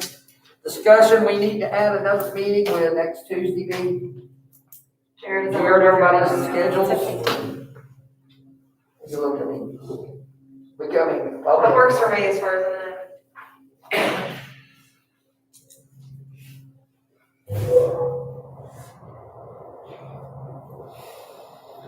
the Jared's checking the schedule. Everybody else is okay with it? Yeah. You got anything? October 6th, so good. October 6th?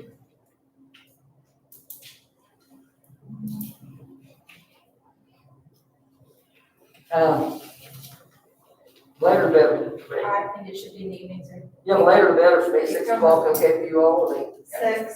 it's already enough. I asked you all employees at 6 o'clock.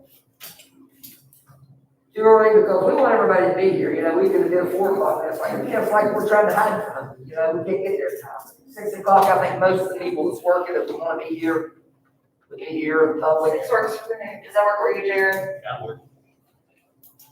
Okay, I'll make a motion that we have a special meeting October 6th at 6 p.m. for the purpose of possible action on the proposed, I guess it'd be discussion.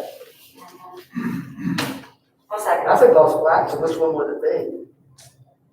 Well, you would have to give direction for McKinley to move forward with the proposed projects, and then they can complete the CFP along those lines. I agree with you. Tonight it's on there for possible action. Possible Just action. like on the next agenda. I'll say possible action also. We actually need to get those proposed projects in order so they can be finishing the part they need to get back to the board to get the final CFP project together to approve the whole thing. So I'm gonna say then we're having a meeting to recommend the board discuss the proposed 2020-2030 CFP.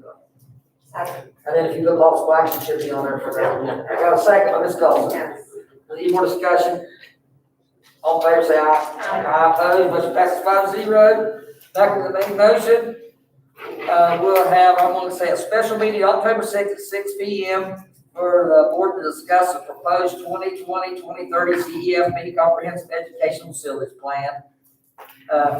A meeting October 13th, 2020, Mason County Board of Education office, 6 p.m. and a regular business meeting October 27th, 2020, Mason County Board of Education office, 6 p.m.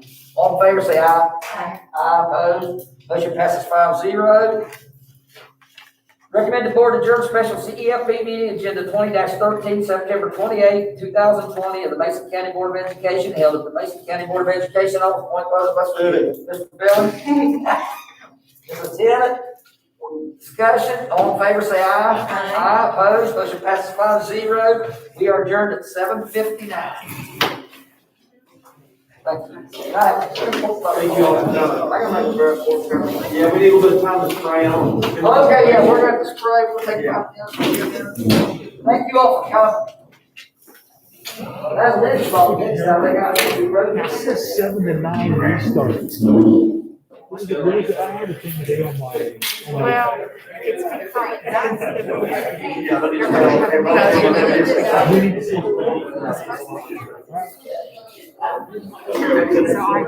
So I finished one, and started this night, I left out.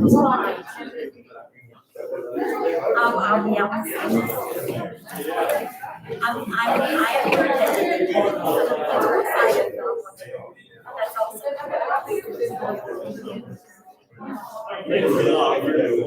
That's good. Yes, I wanted to point it out there to see. I'm sure. Yes, I did. Well, thank you so much. Thank you. Good discussion.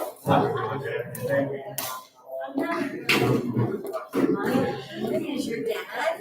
I did not know that.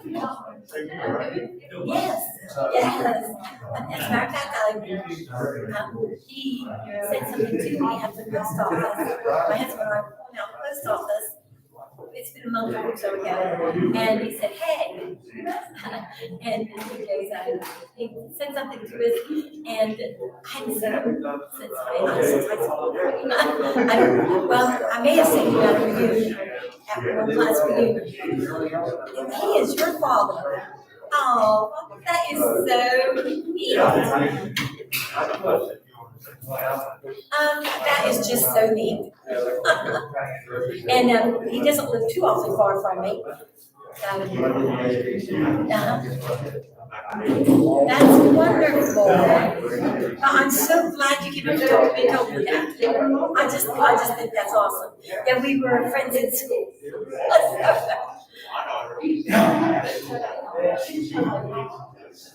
Oh my gosh.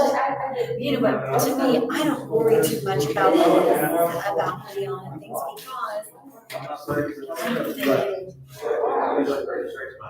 unless there's some big trigger over the economy.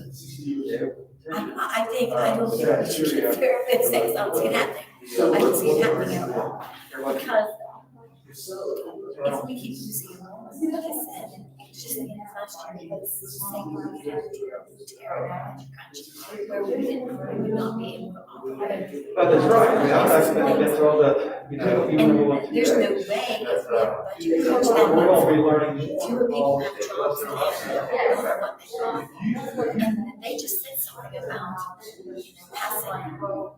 someone passing another school levy or something for something else. I can't remember what it was, and I thought, good luck with that. So I don't fret about that because I don't see it happening. And the thing that I'm not crazy about the sixth graders myself, I'm going to high school, so I'm not. If they were going to sixth through eighth grade, yeah, especially if they had their own home, I'd love that. But if, like he said, we had a budget crunch, then we were forced, he said we may be forced to send them to the high school because we would have some classrooms empty and then it could be done without building, without any money, and then bring from the primary school right there. He said if the enrollment kept going at that time, we had lost well over another 100 students. So when this whole thing is over, when it comes together, it's all down. So I'm not worried, but I think that maybe in case we do have funding issues, that maybe having that there just in case we don't have a choice. But if things are that bad, we're not going to be building anyway, we're going to be filling into classrooms. Hey, Jared. Yeah. You guys, one call down there. That answers one of your questions, we'll talk about that on the list. With, I taught in Hartford Elementary forever, sports. and I felt like. There's a guideline, I didn't know that's going on. That it was, there's something special about schools, and almost any teacher I know is teaching in schools today. So ideally. Did you find anything about what I asked Even though it might be there, if that's what they want to put in there, I don't see that. So I'm not worried. I am so thrilled that you told me.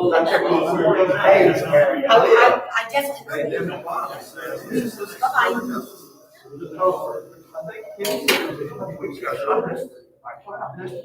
Second one, sports not under SAC. Yeah. Okay, so, I'm gonna go find me some more water. travel sports team is just like a practice game, other non-participating counties, this year, the gold, the red, counties. There's a non-participating team that ranks playing relatively small geographic areas. This is some of the counties, state of West Virginia. Okay.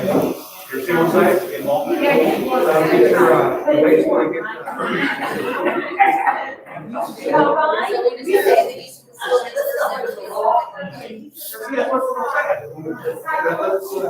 I understand, I think we're going more for it. Should be, because that should have been.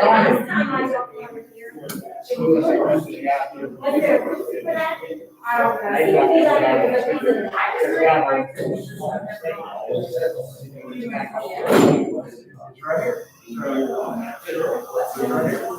It's a youth sports, I've got the. For those 2 years. And I've got the property for ATV training. Yeah, that's. I'm gonna get the I'm gonna email whatever. I said, don't worry about the number of kids. She said, this is where I only recommend. Or even access. Mask are outside, you know, you provide the insurance, you got a place to do it. Yeah, this is what it's. All right, wrestling. Hold on, Kelly. Without wrestling, John's making all the kids get in that. If you're. What's wrong? It's not government.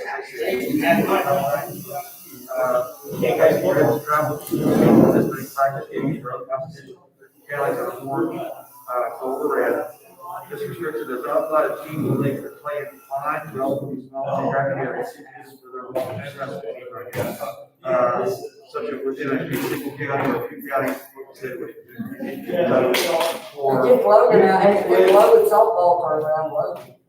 Did they? Was there warranty? Was there warranty? I don't know. Hey, thank you, sir, very, very much. They're all- they're all- Okay, all right. Mike, you wanna? Thank you. All right, thank you, sir. Yeah, what are you going to do? I'm scheming at all. More fun. Oh, it's like it's pouring down the rain out there. Yeah, it's great. Is it pouring out down there? Yeah. That's a good thing. I think it's a good thing if I should go hunting, but it's a good thing I'm gonna go home and get wet. And why is it a good thing? I'm gonna have it. Too dry, don't. She's an 18.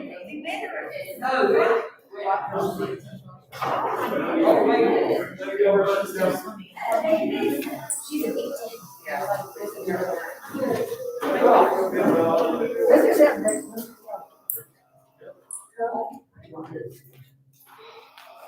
I said, "Mom, We do that every Tuesday. yeah, first and third. First and third Tuesdays.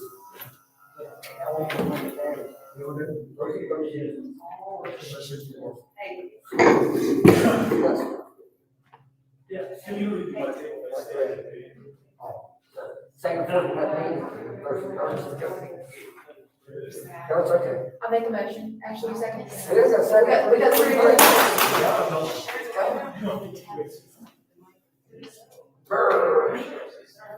Now, what are they gonna do about the computers? I'm ready. What else? Computers at, the Plymouth High School. Yeah. They got 16 of them back and they're redoing them here to get sound. Right. Greg Johnson's checking on the hotspots to see if it doesn't bleed into or interfere with, the network that's there. I don't think they said they wanted them on the internet, but they said they're on the computer just typing. For typing, for taking notes, for doing everything when they have secret.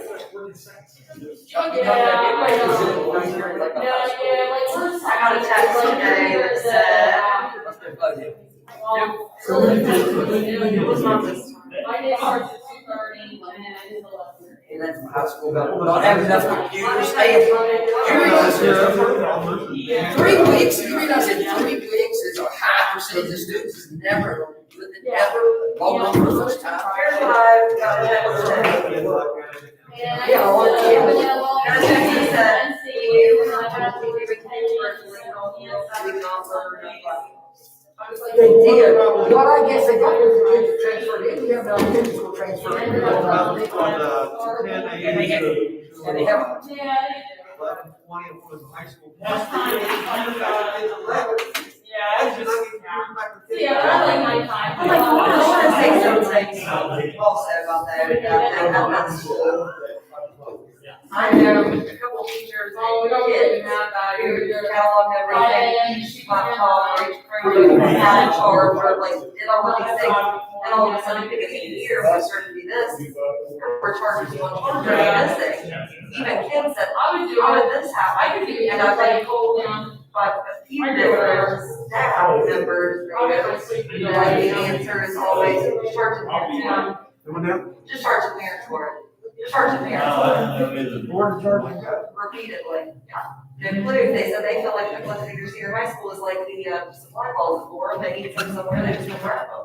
Nobody knows where they go, and the answer given is, well, just charge the parents for it. I just wrote it down. I found it. Well, what do you? And that's how they're got their freedom to be. Charger. I think we're gonna have a month that we're accounted for.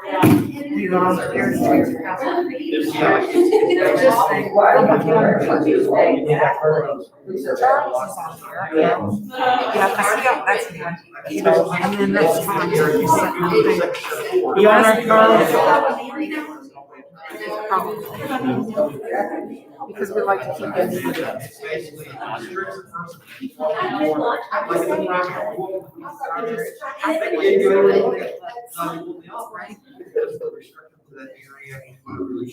the middle school concept.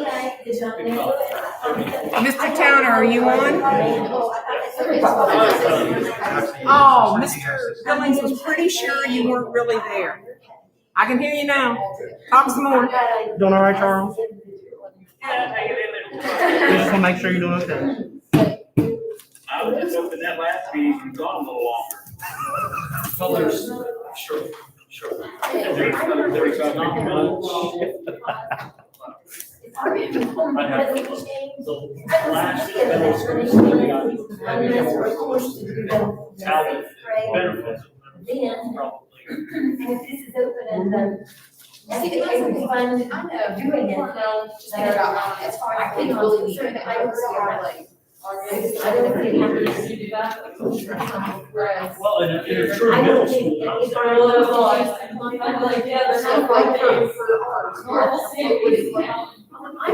Maybe I was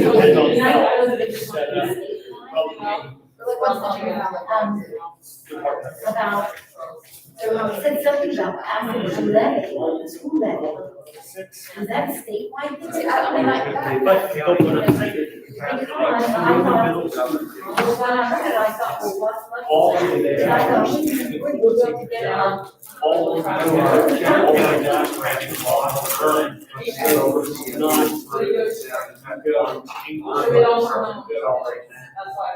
Okay, because I'm exactly what we did years ago when I was in the sixth grade was teaching one teacher English exercises.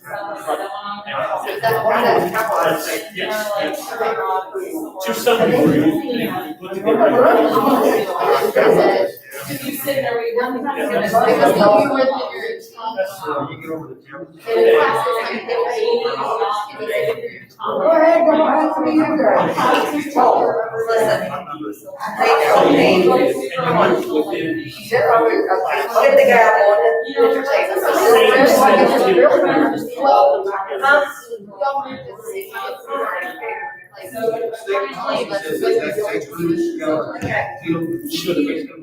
So that's what you're saying. I'm ready. Mr. Billings, are you ready to start? Oh, I guess, y'all ready? I would like to. Yes, I'll shut up. Sit down. At the table. Sit down.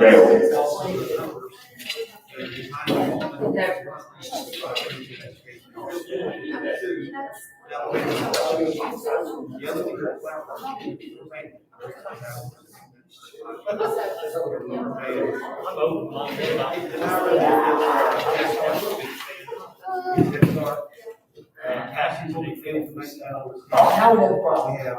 Asher. Asher likes No, we don't talk it. about preschool. This is about here.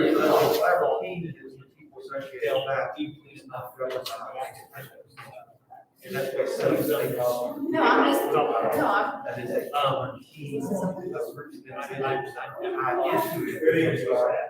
the daycare centers and even though we have a government, we do have a member one collaborative team, which is, Ashley, I think you're on the pre-K collaborative team, right? Yes. We do have one representative on the board, but that collaborative team is what governs, right? Not us. They just asked, this was the first year I think they had a member. Right. Last year before. Yeah, last year, yes. You're the first one from the yard. You're a man. Okay, hey, 8:15. 8:15. 8:16, we have another meeting. Yeah, I got it. Jared's gotta go. Jared's gotta go. I really need to go. We need to get started. We gotta go and ask other bellies, bro. No, we need to go. Man, I never thought you start there. Ready? You're in charge. Did you read the pledge? I will, yeah, gladly. Ready? Okay. Ready? Everybody ready? Call this meeting to order Monday, September 28th, 2020, Mason County Board of Education Special Reentry Meeting, agenda number 20-14, Mason County Board of Education Office, 8:15 It's 7 p.m.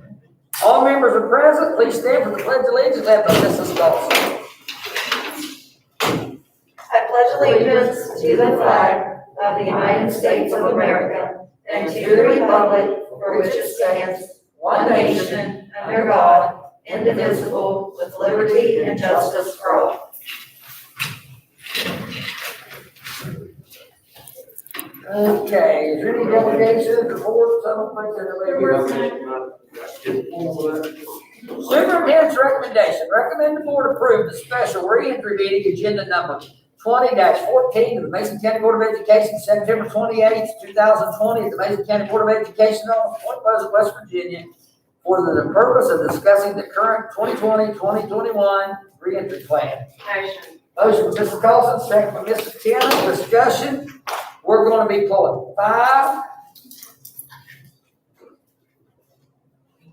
Do we need to pull 6? Think we might have me, I'm just gonna pull 5 for right now.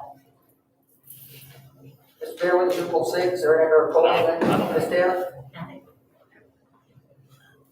We'll be voting on everything except 501. All in favor say aye. Aye. Opposed? Motion passes 5-0. Consider approval of, recommend the board discuss and take possible action on the current 2020-21 school reentry plan. Move Mr. Billings, second Mrs. Tennant, discussion, I'm gonna turn it over to Mr. Collins. Okay, I think Mr. Billings can chime right here with us. We met with the health department last Thursday at noon. Does that sound right? Last Thursday noon, okay? Basically, it was the 25th, we had in our plan that every 3 weeks, we would have a reevaluation of the reentry plan with the health department. Mr. Billings was there, we had Samantha Knapp, Jennifer Thomas, I think that might have been it that was there. Anyway, we went over numbers. Dr. Bond, I had the numbers for the in-school numbers we were looking at for teachers, for students, number of students in with teachers. We also had the transportation list that gave us the number of students that was riding the buses on Monday, Tuesday, the elementary, and then in the secondary, second run, and then the total on Thursday, Friday, and combining some of the numbers. And we have one bus that by combining into one bus run, would be transporting 76 students. So several were well above 30. There were a few that were pretty light. So the recommendation was to basically keep our 2 bus runs. There's just no way to social distance those kids the way it is right now, putting a bunch together. And actually, Dr. Liming, looking at the counties around us, and he had a meeting, I think the day before with the state. His recommendation at the time was to continue to do what we're doing. So I don't know if Mr. Billings, you want to add anything to this? I'll just add just a few things. I know his key big thing is consistency. I think I agree with that. Another thing we had was Samantha, one of our school nurses. She talked about the concern that there is some classes that have 15 plus, the problem of social distancing. That is something that maybe we need a little bit more time to look forward to see how we can do that. For the most part, I think he felt everything was going well. But in 3 weeks, I think even with me, if you asked me 3 weeks ago, I'd have been, to come to today, I'd have been like, let's go 4-1. Right. But after seeing and hearing from some different people, I think I agree along the lines that maybe we should wait a little bit, reevaluate before we jump into it, because people are just now, I feel, getting the hang of it. Use what we're doing. And other than that, one comment I think we should make as a board, if it's 9 weeks we're considering, I think we need to let that be known, or if it's a semester, or whatever we're thinking about, if we can make that transfer back into school, that we make sure we let them know. But yeah, I think that's mostly the recommendation, and where we're at for now. And we will reevaluate, I think you said 3 weeks. It's October 15th at noon, is that correct? Is that right? I believe it's what it's. All right, if you're available again, that we reevaluate with the health department, we'll continue to do that reevaluation every 3 weeks. So that's in our plan, we'll continue to do that. And whether we continue on with what we're in, or if the recommendation gets to move it up, whenever that happens, when the meeting occurs with the board, it's not gonna be something that we change the next day. It's something we're gonna have to give at least, they'll have a meeting on Monday or Tuesday. It'd be the following week, we would project to change things. I'll be looking at schedule changes and things like that. Give plenty of time, plenty of notice to make those changes. And maybe 2 weeks instead of 1 week, to see how things are going. But we were agreed again this past week, this past Saturday, on the governor's map. We were green a couple of weeks ago, we've been yellow a couple other times. I was very worried about that first week. Wow. That's all the 9 cases popped up, and it turned out that there were nursing homes that actually reduced the number down to, I think, like 1 or 2. And it put us back in yellow. So, they've tweaked some things on the state level, and the governor's made a few changes, and based upon his committee he works with, and I don't know, I anticipate any more changes from the governor, but if anything changes, we'll roll with it, we'll go from there. And then one thing he was going to ask was about the buses. I know the class size is what we recommend, 25 to 11 or 28, whatever the class size for elementary. Does that still go to on the bus, or with the governor's no more than 25 people? I know he was checking with the state on that. Do you recall that? Well, one thing I remember is from the bus, it may not be able to social distance. I think this is from Superintendent Birch, where you might not be able to social distance, but the masks are required on the bus. So because we can't social distance. We're not in a rush to get rid of the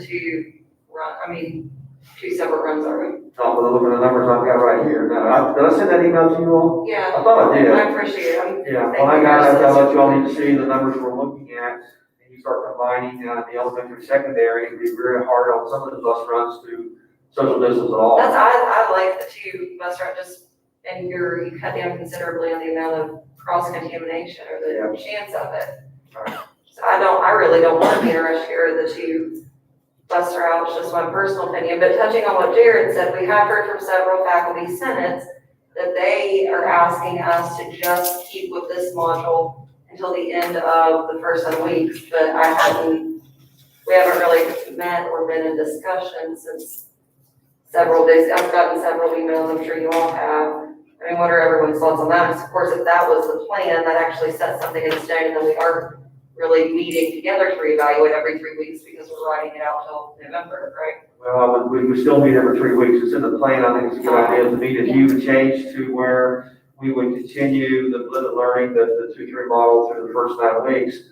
Dr. Lobby, I'm sure, was in that state, and the health department still would want to meet every 3 weeks just to see how we're doing and how we're progressing. I agree with Ashley. I know I've heard a lot from teachers too, that the change, if it could occur at a grading period, it would be easier. And I think for parents, that gives us a solid. People are just getting acclimated to this schedule, and if our teachers and faculty senates are kind of crying out that that's best for them, and ultimately if that's what's best for them, that means that's what's best for the education of our students, and I think it's something we need to look at.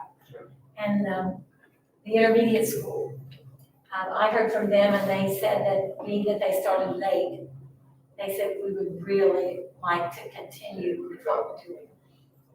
I would like to just add that I like what we're doing, and I'm in favor of the 2-3-2. My biggest fear is if we would start and go 4-1 in cases pop up, that makes us go virtual, that now we're not in the classroom at all, and makes things a little worse. And it can happen across the river. Yeah, And stop right in, and now we're shutting schools down completely. And with the bus routes, I was under the assumption it was just staying that way for the year. So maybe not, but I know with the start times, I know people have, school starts at 7 or at 8 o'clock or 9:30, and this is, that changing start times and things can get, I know, understand. change is tough for people, so. That would be a board decision also, if you want to switch to one or just leave it, I mean, that's. I like the 2 bus routes anyway. I like having the smaller kids by themselves and the older kids by themselves. I've never been a fan of kindergarten with a senior, so I don't know how often that happens, Getting our but time in this way. financially, if it's, Financially, we're still getting us. We can reimburse. We got Well, the reimbursement. That's what I'm saying. That's one thing I asked. It's gonna reimburse us fuel. They don't reimburse us wear and tear. Parts, they reimburse parts too, they do. They do, because I know I talked to, superintendent of different county, and he was actually doing 2 runs, and some places doing 3, at secondary, high school, middle school, and elementary. And I said, my goodness, the amount of fuel that you're burning and the wear and tear on those buses, he said, we're reimbursed 90%, for the fuel and the bus parts. So we are reimbursed, down the road for the, we're probably a little higher than that based upon our population density is a little more on the low side, but they were probably medium or high. I would say they're probably high in that county. And, so we probably are getting reimbursed a little higher than what that county is. Yeah. Just my opinion, regardless of what, if we would decide to just keep the 9 weeks, whatever, I am personally in no rush at all to go back to 1 bus run. That's just my opinion. Yeah, like I said, I think he was just checking to see what the numbers look. Yeah, we want to see what the numbers would look like. So I had this for Dr. Lighting. To see if anybody take the social distance on the bus. Like I said, if you're hauling 76 students, there's absolutely no way, they're trying to seat all the way through. So. And I think he was, all right, I think he felt that he would like the 2 buses. I understand why it was looking, I just wanted to say, I like it. So here's what I feel about the 2 bus rides. If we ever go back to school full go, I think we ought to go back to bus full go. If we're not capable of doing one, we can't do the other bus ride. That's just way back to. I'm saying, we're gonna say, all right, we're going back to school normal. I think we ought to go back to everything normal. I kind of disagree, because even if we were saying, hey, everybody's back, like my elementary school kid is still only with elementary school kids if she's there. You're still, by splitting the bus routes, you're still kind of reducing your chances of cross-contamination or, even if you are 5 days a week. That's just my opinion though. other counties that I've worked in, they had 2 bus runs, even when this wasn't going on. Right, and that's what I found out, asking, other counties how, they're going to look at 2 bus runs, and the majority of the ones I spoke to said, we already do that. Yeah, some states have all actually. Yeah. So going forward, I know we got 3 weeks, and if we would decide 9 weeks, will you all be looking at the different scenarios that could arise that we're now finding out, like, 15 in the classroom, they're saying maybe too hard to social distance? Is there any way around any of this, or? I don't know if any other juggling we could do with, class enrollment. What I'm hearing is they're pretty close split of where we are. Now, the state did not change any policy or waive anything with maximum enrollment in the class. So, for pre-K, it's still 20, that's the max. They didn't change any number with that. Kindergarten is 20, but they can have an overage of 23. First, second, and third is 25. 4 through 6 is 25, but they go overage to 28. So the state did not waive any enrollment numbers other than virtual school. And it really surprised me. I got the information from the State Department about virtual school. What's your maximum enrollment? Dr. Vaughn, what was said? You remember what was said? I'm sorry. Maximum enrollment in virtual school. Is there a limit to how many can be in a virtual school class from the West Virginia Department of Education? No. Actually, there was no limit. From my understanding, there's possibly some teachers out there with West Virginia virtual kids, and they have as many as 100 or higher. Yes. Is that saying correct? That's correct. In West Virginia virtual school. West Virginia virtual is what I'm referring to, yes. So there's no maximum enrollment in it, but they did keep the maximum enrollment for our elementary schools. That was not way. At the end of the 9 weeks, and we will have grade reports also. So we can tell if we're losing our students. We can tell right this second where we're at. I'm hearing from some areas that they're just finding some kids that have never logged in, or there's a pocket out there that's like that, and so they're making those phone calls and talking to parents. I'm not sure what the number were that changed our deadline to change between virtual to in school or back and forth was last Friday. So I'm not talking about Cabana, see what those numbers look like on Friday. There was a lot of changes that day. On Friday? Yeah, from last Thursday, Friday. No, there were, and in fact, I spoke to, principal of New Haven Elementary School. He did not get one phone call today requesting changes. I got 2 phone calls requesting changes. By all accounts, everybody is pretty much set. Is that where they're at right now? That's good, so. Yeah. So there's still, computer issues out there.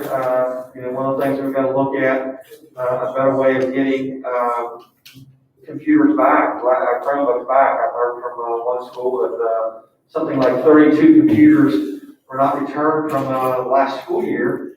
And of course, teachers or parents signed the agreement for those things. So I said, turn over to one of our PROs. And, to me, it's the place of when does it become theft? So, we need to look at possible charges or any other legal recourse we can take. Those things need to come back to us if they transfer out. So they can get those addresses to get them back. But from my understanding, I think like 16 come back today, which helped one school immensely. We're running into problems finding chargers. How some chargers disappeared with some Chromebooks, and getting those things replaced is kind of hard. I'm not sure where we are on Chromebooks and the chargers with Chromebooks. I asked. Fighting every other school district in the country. Yeah. That's true, and we're still short of a few computers. Like I know one school had an increased enrollment, probably close to 40, and of course when they didn't get some of their computers back, created a shortage, and everybody going after Chromebooks at the same time, or laptops, or some type of device, created a shortage. Plus, some of the companies weren't working during the pandemic when it was at the peak, and some of those companies weren't working. So to get those items, I think last I heard was probably November before we possibly could get them. But I asked Dr. Bond this morning if you could give me the numbers you need, what you're looking for. The State Department's been able to help other districts find the devices and get them in a little more timely fashion because they've got people reaching out to them. And once I get that number, I'll get to the State Department and see if we can get those things a little quicker. Towards that end, we have, I spoke to the superintendent this morning about Chromebooks that were lost, misplaced, couldn't be found. We have been, the technology department has found probably 30 of them. Actually, the schools found them miraculously when they found out there weren't any more to be had. They found about 30 of them on the 32 or so that were on our list. So those are being reprogrammed and sent back out. 15 of them went out today. Another 16 or so will be going out tomorrow and Wednesday. So we're still, not going to be on the virtual school side or the computer side. We're working on it. We're better today than we were yesterday. We're a whole lot better than we were a week or two ago. So we're getting better. And even the information to use the computers, I know there's a special link now on our webpage that the school put up that to help with resources, information to access those and to use those. I was actually told, I think it was last Friday, that one principal said that I talked to a parent. They said they didn't realize we was in school. I don't know where we've been or what's out there, but that's just amazing. So, yeah. So anyway, that's the report I have from that. One other thing about athletic students. league athletics, there was a question asked about, what's this gonna look like with the pandemic and where we are with youth athletics. And I was told very, very quickly that the governor's already issued a statement on that. And he actually has an executive order that he signed, and I gave you a copy of that in front of you, and I wasn't even aware of it, so I missed this one. So this is basically dealing with sports that are not SSAC sanctioned. We're looking at youth league, youth sports, youth league sports, that type of thing. If you look at the bottom paragraph, it gives you some ideas there that Governor Justice has not announced that he signed an executive order prohibiting travel sports teams from participating in practice games or competitions with other counties within counties designated as gold, orange, or red in the county alert system.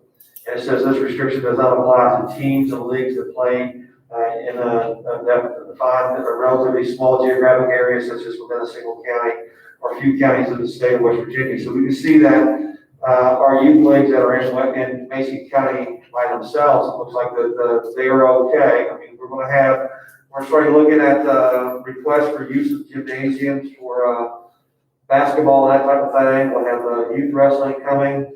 I have W Extension Service sent a message and asked if they could use the field out here for ATV training. And of course, the number is still limited to 25. And I think it's from Lori Wright said they're only bringing 10 kids at a time. And I said, just don't make it look like a dirt track out here. So, or some type of competition field or something like that. But then don't be dodging hay bales or whatever we got to do out there. So it looks like these things are okay to go. So with the use of facilities and the youth league sports, looks like they're still good to go. Unless the board has any objection that I need to know about, we'll stop all and let me know. I do know that there's youth soccer going right now. Because I know when I went to high school late Thursday, Thursday evening, there was several youth kids out on the soccer fields at Columbus High School. So I know some of the youth leagues are still participating. I know They follow, like I said, all guidelines too. So they have to. They follow. They have the social distance, coaches wear masks. Okay, same deal there. Sounds like if we do like you said, the indoor sports, there'll be a limited probably.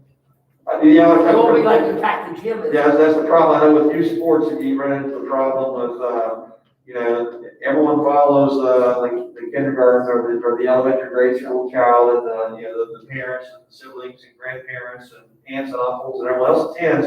And that, it's a huge money raiser, but we need to keep restricted to probably the household and grandparents for that. Follow the other guidelines we have for the other, for attendance for sports competitions, for youth league. Unless there's any objection there, I'll go ahead and grant permission as long as they follow our guidelines, and we should be good to go. I just want to say one last thing. As far as I've heard, everything is still going as well as it can. And I'm sure we got some hiccups here and there. I just want to say thank you to all of you again. Appreciate what you're doing. I know these are tough times. And just to piggyback on the phone call we had with Dr. Lively, I know Nurse Samantha was talking about other counties that she spoke to. They don't have the contact or the connection or the friendship, whatever you want to say, with their health departments. So with all of us being together, working together as a team, I think things are going pretty good. And she provided an update on Friday for the number of students or employees quarantined or any with symptoms and that type of thing. So we'll get that information every Friday, which I was kind of looking at the health department, but if the school nurses can provide that, at least I can be updated. But a lot of times, I don't know. Someone said, such and such is quarantined. No idea. No one's called me. It's no. So, and of course, if there are employees, I need to talk to Ms. Martin to look at the possibility for the Leaves Act and the CARES Act, that they could be reimbursed up to 80 hours if the health department quarantines them for 10 days or something along those lines. They could use those days instead of the reimbursement days. I have something. I feel like lots of schools and staff members took time to reach out. Would like to revisit this whole first on week things again, because I know several were watching. I mean, I feel like everybody was kind of waiting on us to discuss that after sending emails and letters this week, and we kind of brushed over it. So the way I'm looking is you guys met on September, 24th? Like last Thursday? The 24th, yes. So if we're doing that every 3 weeks, that means you wouldn't meet again until around the 15th. That's correct. Which means we couldn't have a meeting to discuss it until the week of the 19th, and then giving a week's notice.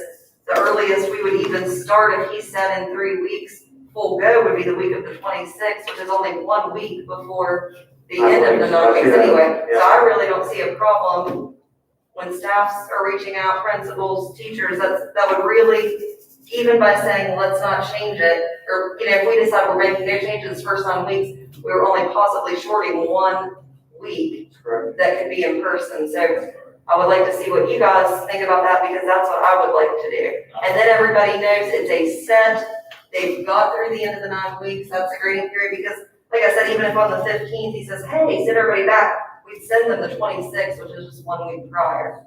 It looks like 3 weeks after October 15th is gonna be November 5th. So, we have the meeting with the health department on 15th, the next one will be the 5th, and that will be just about when we're starting and just into the second 9 weeks. I think that's good. 9 weeks, I think that's a clear message to send out. And that's just me. Any more discussion? We're gonna do that next. I mean, is there a way to maybe with the health department postpone your meeting a week, just to get closer to maybe We're that bumping 9 one up, weeks? so that last week of October, they bump up the November 5th one to the last And day. then we can tell everyone that's the change we'll make. Starting this, at the start of the second 9 weeks, if you could meet closer. I know your plan says every 3 weeks, but if you could bump it up a few days, maybe to see. Okay, we can ask about that. I'm looking at, our next regular meeting is October 27th. The first one in November is November 10th. So what if you guys are meeting on the 15th? 15th, yes. If he could possibly even, take some time to reevaluate around the 23rd, 26th, and we would have a decision, or, it could be brought back to us. Okay, I got you. So we can look at possibly October 26th and have it on the agenda for the 27th. Yeah, that's what I was gonna ask. We can try to do something like that? I mean, I would like, if that's what's best for everybody, then like I said, it's only 1 week prior to the 9 weeks anyway, the students that we could send them back if that was our recommendation. See, that's what I was gonna try to make it an amendment here. It says that recommend the board discuss, take possible action on the current 2021 school year at the end of the first 9 weeks. But you're gonna look at it, that way they know they're not gonna be forced to do nothing until the end of the first 9 weeks. Change may occur. And they know at the grading period. They're not waiting, kind of holding their breaths every Saturday to see what we're doing. Yeah, that way they was like, I'll see. They kind of know, they're gonna know red, we're still virtual, but, I know that this has had people, I've gotten so many texts, are we going back to 4-1 next week? Is it true that you guys are voting that we're going back to, I don't know where it comes from, and that's fine, it's Mason County and here, and it's like that everywhere, but if we can say now. Well, we had phone calls today, you agreed, on Saturdays, that means we're 5 days this week, right? That's why I said we all say at the end of the first 9 weeks, and then they know, And it's a definitive way for our teachers and schools. And again, I'd like to take a look Really make at yourself possible. academic progression. Like, if maybe each school could somehow report, I don't know whether it'd be how many. Academic progress, what you're asking. Yeah, like how many Fs there are or whatever of kids who are not, in other words, how many kids are losing their education by this, by not. Because I work with kids and I know that, in the 3 days they're not in school, I'm working with them. And I know it's very demanding, and I'm wondering how many parents are working with their children, how many kids are just not doing a thing when they're not in those 2 days. I just think having an idea of academically how we're going. What I've heard from teachers, I've been in every school, and we'll start going through them again Wednesday. Even though they're only actually in person 2 days a week, because of the small number, they're saying that they actually progress faster, and they think student learning is better. Now, that's what I'm hearing in school. Now, the virtual out of school, if they've never turned their computer on yet, they're not doing real well. Okay, they're held accountable. So also their attendance be taken back because they're not reporting in with their teachers they're supposed to report in with. So, their attendance is getting hit too. They'll get placed here pretty quick. They're going to be short. So.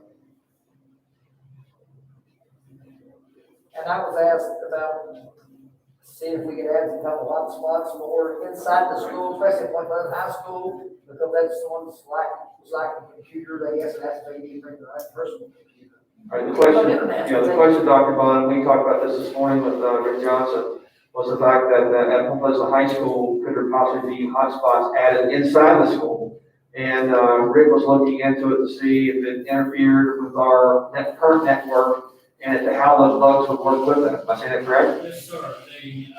Rick had a call in on Friday to the State Department to see how other counties were working their bring your own devices to school, and to work those from, one of the problems was allowing people to bring their own devices into the schools was exposed us to malware and ransomware. And all you gotta do is look at Wood County earlier this year over the summertime where their whole system got shut down. We didn't want that to happen. We were exposing ourselves to that. The hotspots that the State Department installed and AEP helped pay for only work outside. Right. You can't go inside to do those. So what we're working on right now is trying to get it so that those who bring their devices into school, if we have a hotspot in the school, stay off of our network and sort of build a digital fence around those kids if you were. I don't know exactly how that works, but thank God we've got people who work on it that do. So we're looking at that right now. Any more discussion? How do y'all feel about it? I'll make the motion. Make a motion to look at earliest at the end of the first 9 weeks. Keep this module for the remainder of this 9 weeks, is my motion. Keep remain. You hear me say it? Keep the current plan. Yeah. Keep the current plan action through the remainder of the first 9 weeks. Give a second. Got a second. Wait a second. Mr. Kent, we have any more discussion on that? I know, I had a assistant president get over and said, hey, we can't give the option. I don't think it. Then I just feel like it's, give everybody a little bit of peace of mind, they never And do. then they know that how long they'll be there. Until at least a certain day versus. Any more discussion? Recommend, we got a motion and a second to keep it in place for the remainder of the first 9 weeks. All in favor of the, say aye. Aye. Opposed? Motion passes 5-0. Recommended board, keep the Current module. yeah, that's right there. Current module in effect to the end of the first 9 weeks. All in favor, say aye. Aye. Opposed? Motion passes 5-0. Adjourn. Recommended board adjourn special preemptive meeting agenda 20-14, September 28, 2020. The Mason County Board of Education held the Mason County Board of Education on Point Pleasant, West Virginia. Motion. Second. Mrs. Tibbet, Mrs. Coulson, discussion, all in favor, say aye. Aye. Opposed? Motion passes 5-0. We're out at 8:48. Put your thermometer in your box. I went over there just a minute ago.